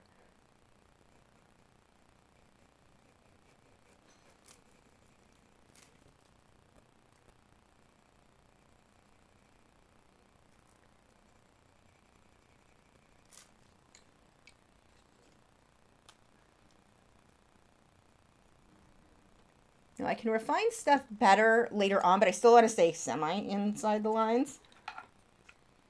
Saline wants to know if I have ever used marker paper. If so, what brand is good? Well, it depends on the marker, because the only markers that I've used that I like for how I work are the Winsor & Newton pigment marker. And with those, the Winsor & Newton pigment marker paper sucks. Actually, I shouldn't say it sucks. It's too thin. It's pointless. Like, why would you make I don't understand why they made a product that was light fast, which they're the only markers that are. They're light fast, they blend, they do all of these things, and the paper that you made to go with it is 20 pounds. I'm not exaggerating there. It's like working on tissue paper. I can't sell work on 20-pound paper. Like, what? That's ridiculous. But the paper that they do work well on, and actually Winsor & Newton was the one who let me know this, is Yupo paper works pretty good. It's very thick and it blends well, and so that's what I use for those. But those are the only markers that I really use, so I can't say much more or give you much information, because Copics I've never really, they aren't good for my style or how I like to work. I know they're supposed to be amazing, but they're just not how I work.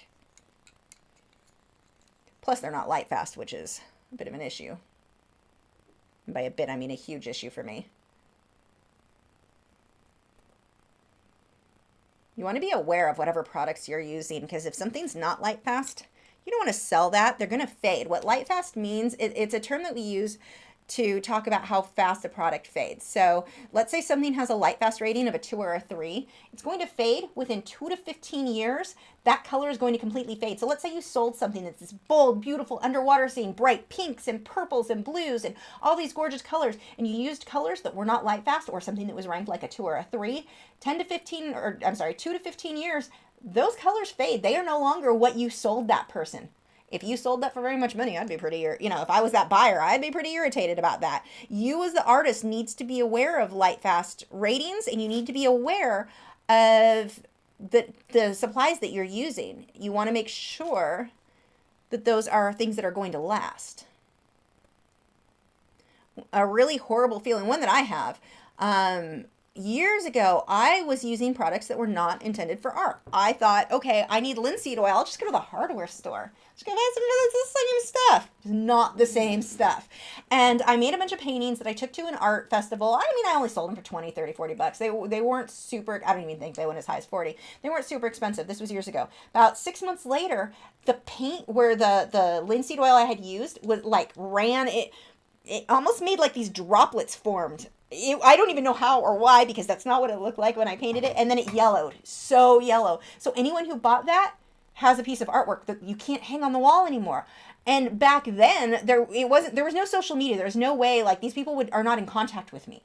I'm sure they don't even know who, if you're watching this and you bought one of those from me and it's actually signed Lachri, send me a photo of it, because if it's actually one of those ones, because I know which ones they were, I will happily replace that for you. But I feel like crap knowing I sold a product to somebody thinking I didn't know. I didn't understand what archival meant. I didn't understand about products that yellowed over time. I'm thinking it looks pretty now, it's going to always look like this, and it doesn't. You really want to be aware of that when you're painting or drawing things. Let's see. Safara asked if my mineral spirits eventually evaporate out of my sealed container. Yes, they do. And mine is really sealed. It's got the airtight little, and yes, they do. And that'll leak out of just about everything too. It evaporates slowly, but it does. Max said, I'm starting with oils and I want to know what product you use to accelerate the drying process and the time between layers, and what kind of project you recommend I start. I have a project, an apple, here on YouTube. If you do, I think, Intro to Oil Painting and Lachri, there's a green apple and there's a red rose. Both, I think, are really good projects to start with. The apple especially, it's way easier. I use liquid to make my paint dry faster. It dries because of the way that I layer. My one layer will be dry the next overnight, or by the next night, evening, within 24 hours. So I'm able to paint the next day. Dry to the touch anyway, dry enough to continue layering and glazing.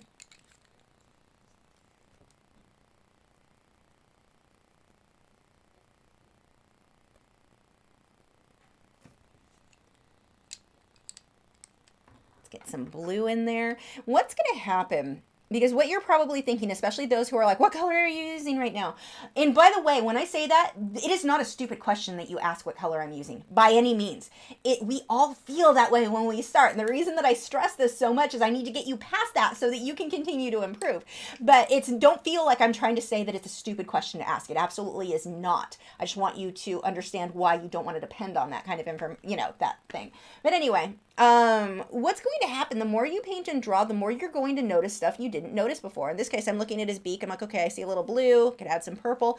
When someone's first starting, I've been teaching for 20 years. When a student starts, one thing that they'll always ask is, how did you even see that? How did you know purple went there? How did you know blue went there? Your eyes, the more you paint and draw, you're going to start training them to notice things that they never noticed before. You won't even realize you're picking up on stuff that you didn't notice. Every single painting and drawing, you're going to notice a little bit more, and then a little bit more, and then a little bit more. And that's what, your work will start getting more and more realistic. You're going to start noticing all of those things that in the beginning, you were like, what? I don't even see that blue line. I don't even see that little purple section that you just did. I don't see whatever it was that you're looking at. And this, I think, is part of the problem where people are asking what color it is. They can't see the color. If I tell you and you don't start learning to look for it, you won't learn to see it on your own, ever. You will forever need those training wheels. So you've got to be able to be bold and take those steps. Like here, okay, I'm going to use a little bit of brown. And here's the thing. I don't care if it's exact. Half the time my colors aren't even close to what my photo is. I just go because I thought it was pretty and it would look nice. So I make changes there. But don't feel so married to your reference photo that every little single thing has to be exact, because it absolutely does not.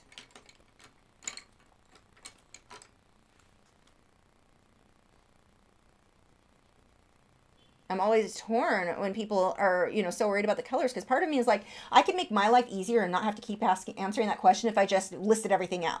The thing is, you're not going to learn then, and it's more important to me that you learn than you not be irritated at me for not telling you all the time. It doesn't do you any good. And there are times where I'll tell you, okay, I came up with this color because I mixed this or that. So it's not that I won't ever tell you. It's just overall, it's something that you want to not be stressed. Oh, good, there's still paint thinner in there. Speaking of it drying up, I haven't opened this in a while. It could have been dried up. Now, normally I use pretty large brushes when I blend with odorless mineral spirits. The thing is, this is really small, and I want to see how this works. So I'm going to use a little brush here. This is a Taklon bristled brush. I almost always use Taklon bristled brushes when I blend with odorless mineral spirits. This is just a cheap, generic, I think, what does it say? Sterling Studio? I don't know, I'm going to read it. It's a generic little, it's not like a good brand by any stretch of the imagination. Like if I get paint or water on the handle, the paint that's on there now will pull up. I know, it's happened.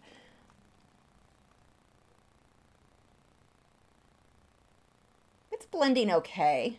A little blotchy, but that's not unusual for my first layers. What is unusual is the saturation is really deep. I mean, I'm not really seeing much of the white paper, the little gritty look.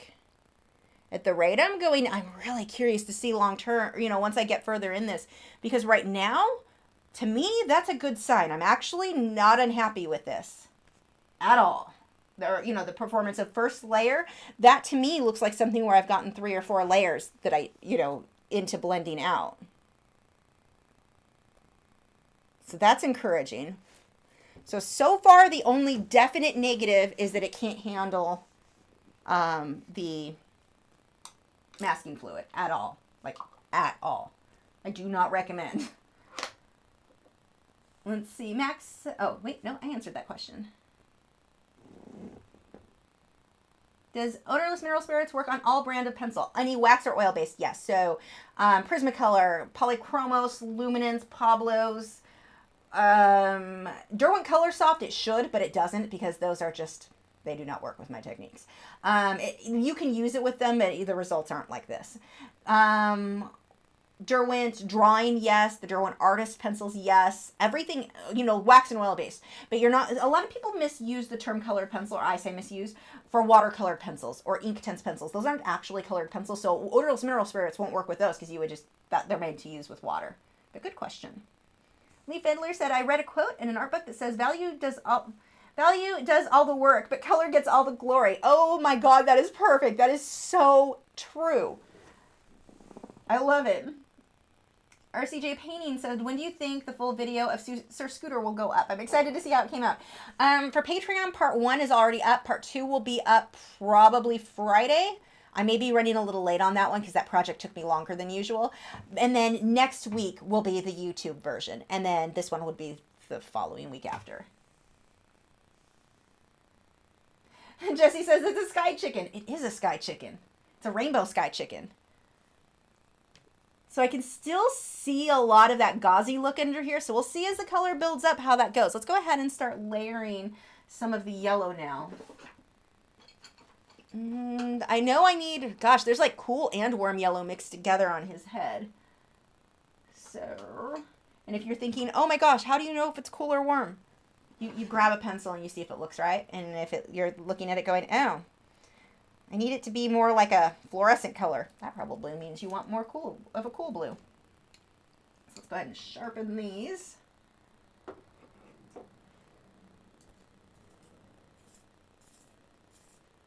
Ooh, now that's odd. Yeah, that's polychromos. While sharpening, the tip came off on that. That is not something I see happen. Huh. I mean, I know it's a crappy sharpener, but that's odd. Those never have the full tip break off. It's fine now. That was really weird. Part of this, they're not fitting in this sharpener that well. Still very odd to have one break like that. Okay, and I need some white. I've got, nope, that is not what I need. Where's the white pen? I have so much crap stacked up on my easel right now.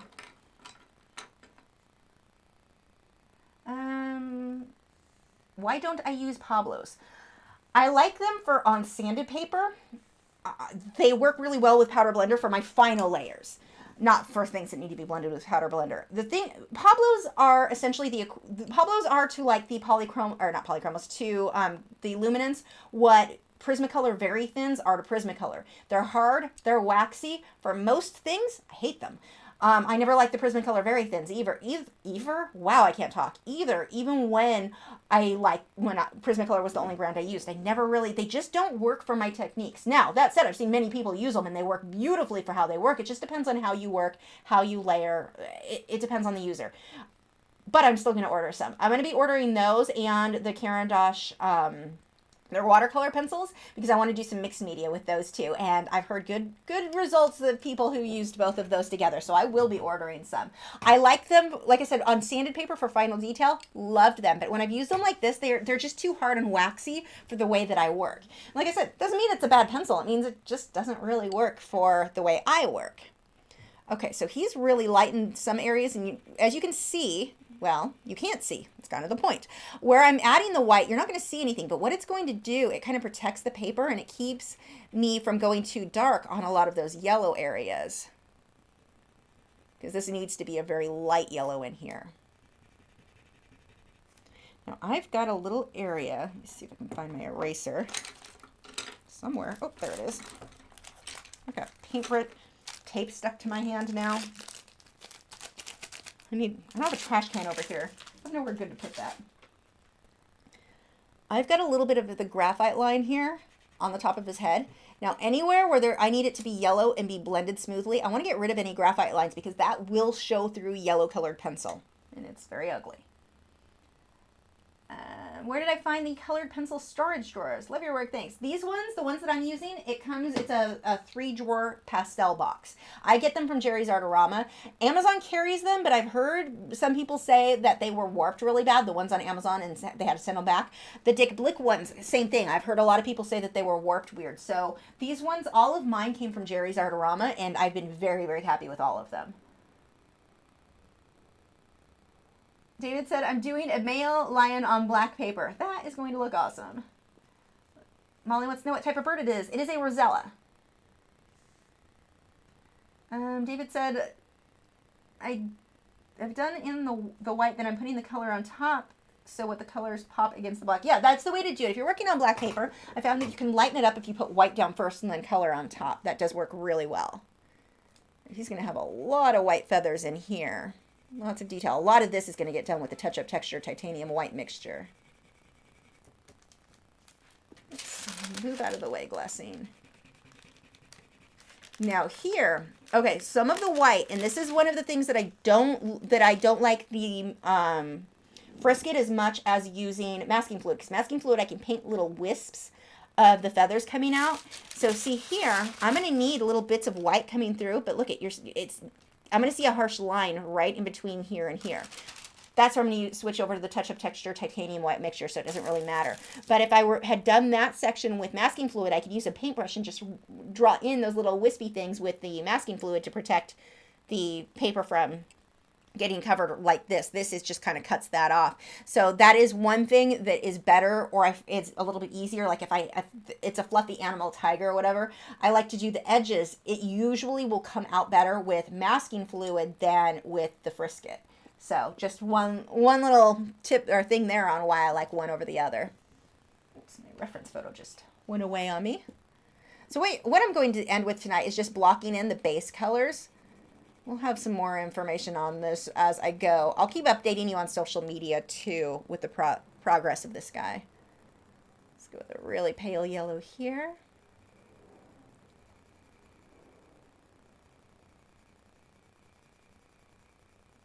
I'm not pushing very hard. This is like working on silk. This is sliding more than vellum. It's weird. The feel of it is very, very odd.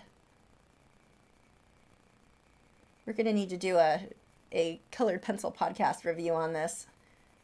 I don't know if my co-host has tried the newer batch yet or not. Although I don't think he really used this paper that much to begin with. So he may not really notice the difference. But this is definitely, it feels like very silky as I layer this on here. I'm not sure if I like it or not, because I may be complaining like, oh, I don't like it just because it's different, and we all hate change. So until I finish this, I don't know. It's a little scary.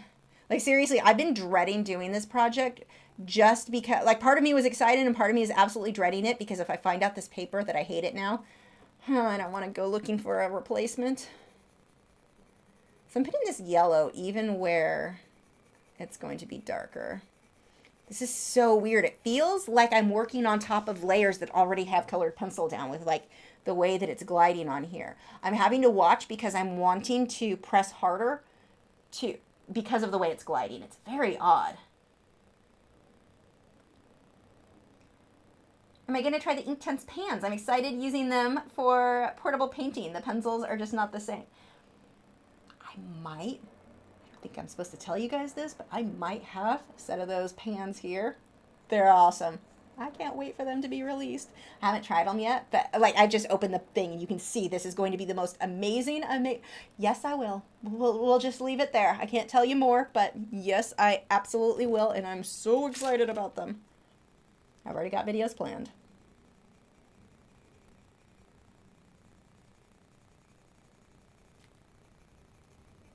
Just laying in very lightly. Does that yellow even show for you guys? I don't even know if you can see that on there. It's so pale.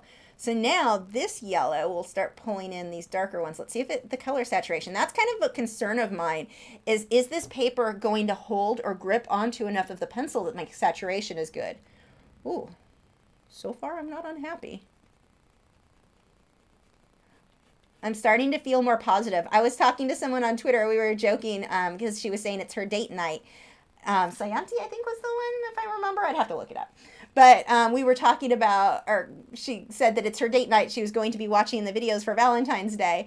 And I said, I may need Valentine's hugs because if this came out badly, I was going to need comfort from you guys. Or if the paper was bad. But so far, it's so weird. I almost feel...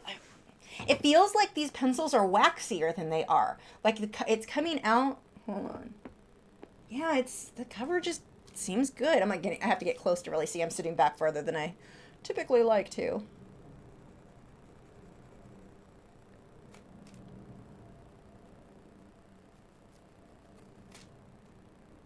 Let's pull some more in over the yellow, or the light yellow.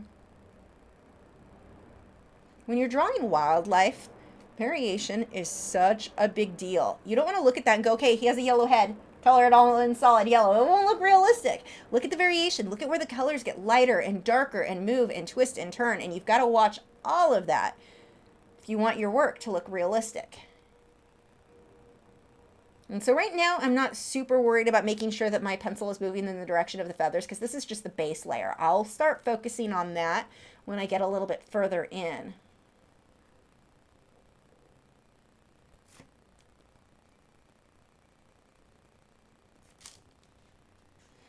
Not unhappy. I mean, it looks what I would expect it to look like pretty much at this stage.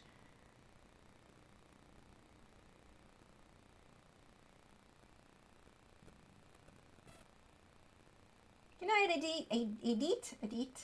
Edith 2. You know who you are.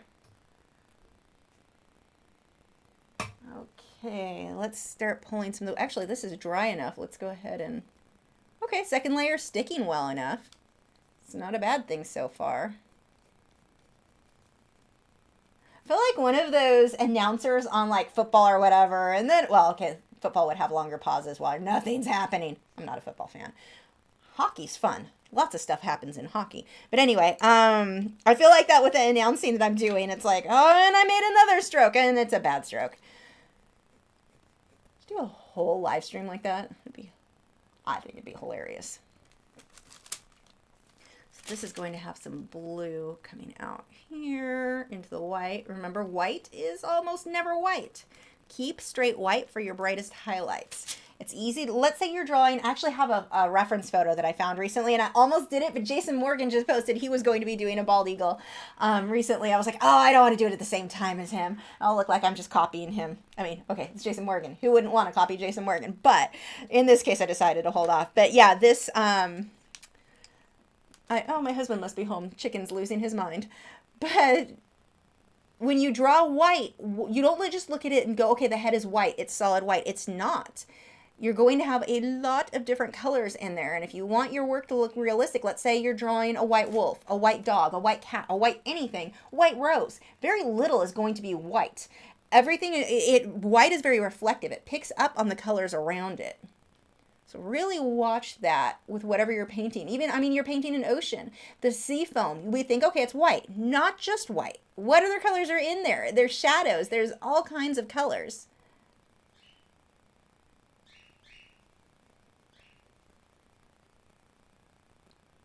Oh yeah, Matt is definitely home. Chicken is all excited. I had to bring him in to visit with you guys tonight, but because of the airbrushing and then now using odorless mineral spirits, we're not going to risk Chicken's life. Stacey wants to know if you can use wax paper instead of glassine. You can use, I mean, anything will technically work. The difference between glassine and a lot of other things is nothing sticks to it. So I used tracing paper for years, and anything is better than nothing.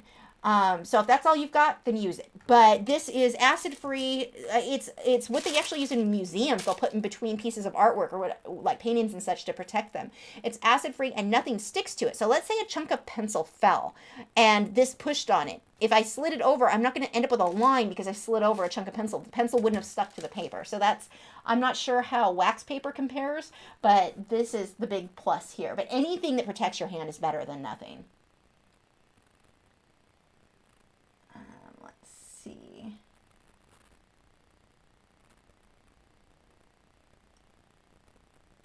Phyllis said, I hear another painting of yours is going on the case of Inktense pans. No, not that I'm aware of. Oh, no, that's not what I'm saying at all. They've already got the artwork, and it's awesome. I love the artwork they used on the pans. It's not mine. Let's see. The Art Cave said, I just made a post on the Colored Pencil podcast about the... Oh, good, with the paper. Thank you. So Farrah said chicken, a bird. Yeah, my cockatiel, his name is Chicken, and I say he's a shoulder chicken. So that's where that. Actually, my husband named him Jace. It didn't stick. He's just Chicken now. He's been Chicken since the beginning. Kathy wants to know about arches. I never think I'm saying that right because I probably never am. 140. I've not tried it yet, but I'm going to for sure.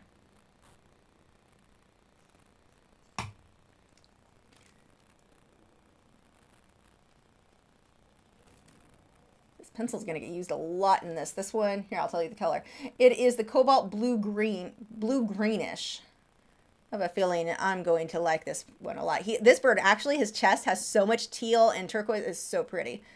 There's going to be a lot of detail, but that's happy. Let's take this. And actually, where is that Derwent Pro color?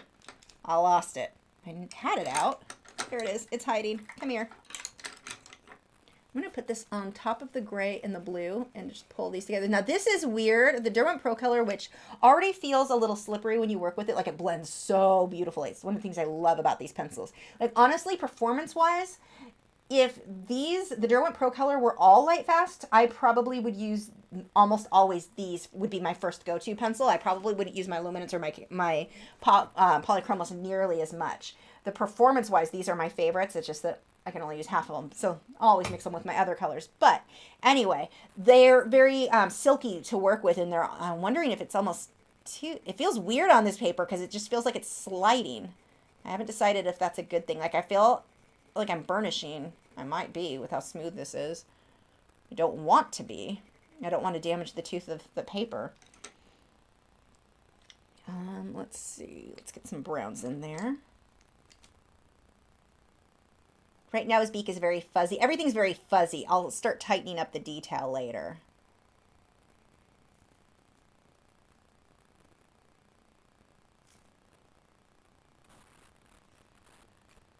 Marlene says that it sounds like a pet store in the background. Yeah. Well, my dogs luckily aren't barkers, so you're not hearing them. I'm sure they're all excited. They want my live stream to be over so they can come out. I promised them I'd wash their bedding tonight. They love when I do that because when the blankets just come out fresh out of the dryer, that's like their favorite thing because it's super warm, and Italian Greyhounds always think they're cold. Okay. Let's pull out. Where's my Derwent drawing Chinese white? Let's see how this sticks. It's really slippery. Like it's already blending just from the pencil without the odorless mineral spirit. So this is going to be interesting for sure. Sounds like an airplane is landing on my apartments. I'm going to go ahead and blend that with OMS. Coloring Queen wants to know if I would do a video on how I organize my life. I think that would be a good video. I like it.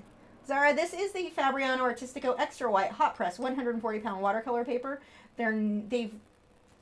It's different than it used to be, so we're just kind of testing to see if it works with my techniques or not, because it's not working for a lot of people. So far, I've had to alter the way I'm doing certain things, but it's not bad yet. I don't know about you, but I think that is hugely encouraging. Like, seriously, today, when I did that with the Frisket, or not the Frisket, the masking fluid, I was so disappointed. It's just that, oh, we're already starting off bad. Like, I don't have high hopes. I'm kind of excited. It still feels a little weird to the touch where it was wet from the airbrush. That's very odd to me, but so far so good otherwise. Let's see. Let's get some deeper yellow in here. And there's going to be a lot of detailing in this area.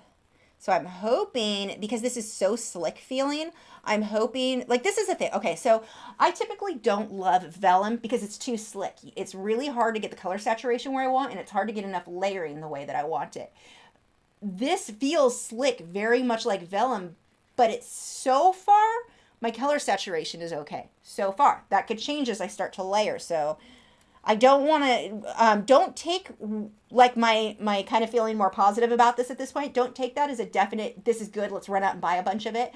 Wait until I finish this guy, which will be within a week, unless I get super lazy and don't finish it within the week. But it should be finished within the week. I'll let you know then what I feel about the paper. Right now, I have much higher hopes than I did to start with at the night. But until I really get into the final details, because I'm not sure. I need to put black and, well, it's kind of black. It's actually more of a sepia color, detailing on the edges of the feathers. I don't know if this paper is going to take it or not. I don't know if it's going to stick, and I can't do it now until I get enough layers so that the base is right. So, and this also may end up getting to the point where the paper would work, but I would have to completely alter my techniques. And that's kind of why I was hoping it would be okay, because a lot of times what a product that works for one person and doesn't work for the other is just a different, it's not that one artist is right in saying this is good or bad. It's that it works for that artist's techniques. So I may just have to alter a little bit the way I work and still like it. I don't know. But I don't want you guys to think I'm giving this a definite thumbs up. I'm not sure yet. And I'm not going to be sure by the end of this. We're almost done tonight anyway. But it seems like details are showing. It's blending well. And this, I'm actually curious to see when I blend with odorless mineral spirits. It's little fluffy lines I'm doing here. I'm curious to see if that just blends straight out really smooth. Because on my test paper, I was surprised how much it blended. So that may be a little something that I have to adjust the way that I layer if things almost overblend It's not necessarily a bad thing. It would just change the way that I blend it. I need some brighter yellow. Let's go ahead and try to darken some of this. Because right now, I feel like with the amount of layers I have, or the yellow that I'm putting on there, I think I should have grabbed, I'll have to do that as I work on this. I need to grab an older piece and see, because I feel like the color would be a little bit more saturated, but I'm not sure. It's almost a grayish yellow. Color is grayish yellow. I guess I'm going to have to layer the two.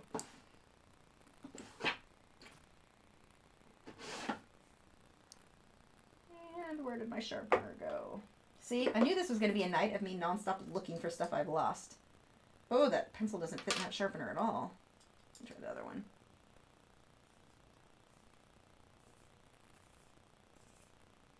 Lee Fiddler said, I've heard Arches has been sold to another company. The paper has changed. I haven't tried it yet, so I don't know. Gosh, are all any of these papers going to be good? Why do they have to keep doing that? The hot press comes in bright white too, and I use it for colored pencils. I'm curious to see then how that one, hopefully it's still going to be good. You worry about it because like Prismacolor I liked Prismacolor well enough before, but they sold it and they started manufacturing it at a different location. So now it's made in Mexico, and that's not to say that anything made in Mexico isn't good. My canvases, the Fredericks canvases are made in Mexico, and they're wonderful. So it's not because of like the country that they're in. That's not what makes it bad or good. It's just the plant that is making them. There's quality control issues, or I have no idea. The plant could be, they may not be letting them spend the amount of money needed on supplies. I don't know, but it's every time I comment like, oh, it was made in Mexico. I definitely don't want to give the impression that is why it's not good. It's just when it changed, they moved the plant there and everything kind of went downhill. But I hope that the new companies that buy that they keep up to what the current standard has been.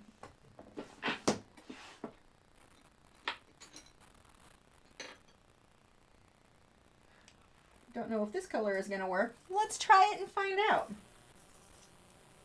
And I just vacuumed. I've got shavings all over my floor already. Let's get some shadows under his beak. That actually should be more gray than blue. See what I mean? It doesn't matter. I'm going to throw brown. That mixed with the blue should give me a grayish tone. And see how I'm not concerned about every little color being exact? It's the values. Your values are what matter. Have I worked with scratchboard? Sort of, not well. Not good scratchboard. I've worked with stuff that like I made for Smart Art Box that you made your own. I've never tried the like good stuff. I bought some. No, my husband bought some. And then neither one of us used it because neither one of us knew what we were doing with it. I need to watch some videos on it because it looks really interesting.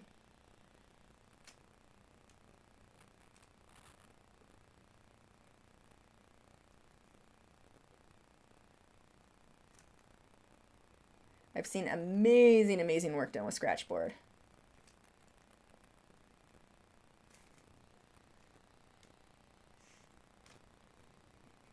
This looks like I can get my edges good enough. I'm curious to see if I can get dark enough though. This part of the beak isn't that dark.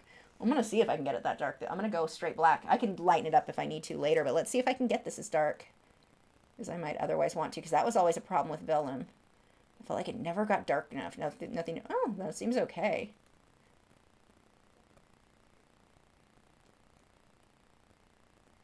So far, so good.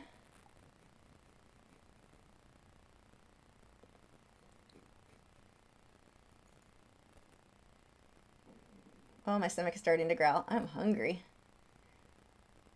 I had some of last night's leftovers for lunch and then forgot to eat before I started the live stream. I'm really bad about that. I always forget to eat before I get started, and then everyone has to sit and listen to my stomach growl the whole stream.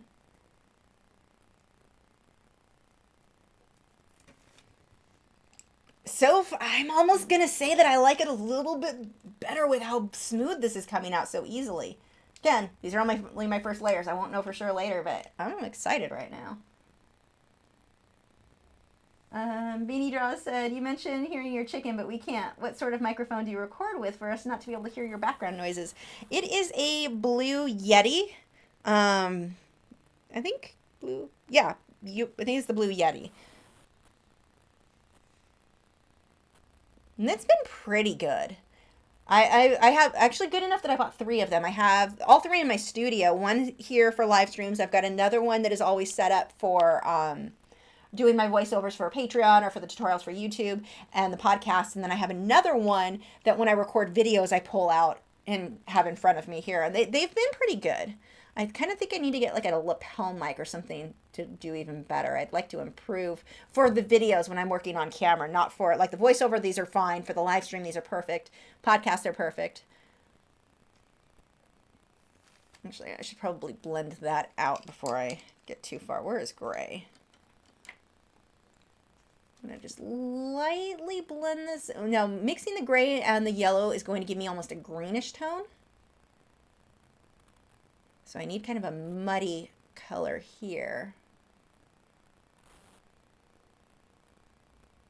I'm barely putting any pressure, but it's showing up very well, better than vellum would. Let's go ahead and blend this, and then we'll wrap it up for tonight.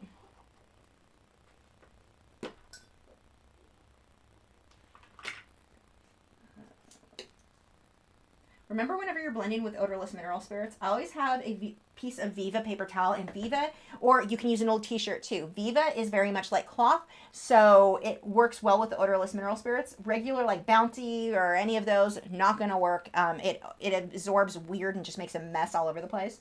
Use Viva or an old t-shirt, either way. But I always want to make sure I dip the brush first in the paint thinner and then wipe it off really well on a paper towel. Every time before I get started, because it's so many times I've had like, I want to go work on a light yellow area and forgot that I had previously used this on a blue area, and I end up with a blue smudge that is really hard to hide. You just have to work it into the art. So always test that. And paint thinner, I mean, it's a cleaner, or the odorless mineral spirits. So that is all you need to clean your brush.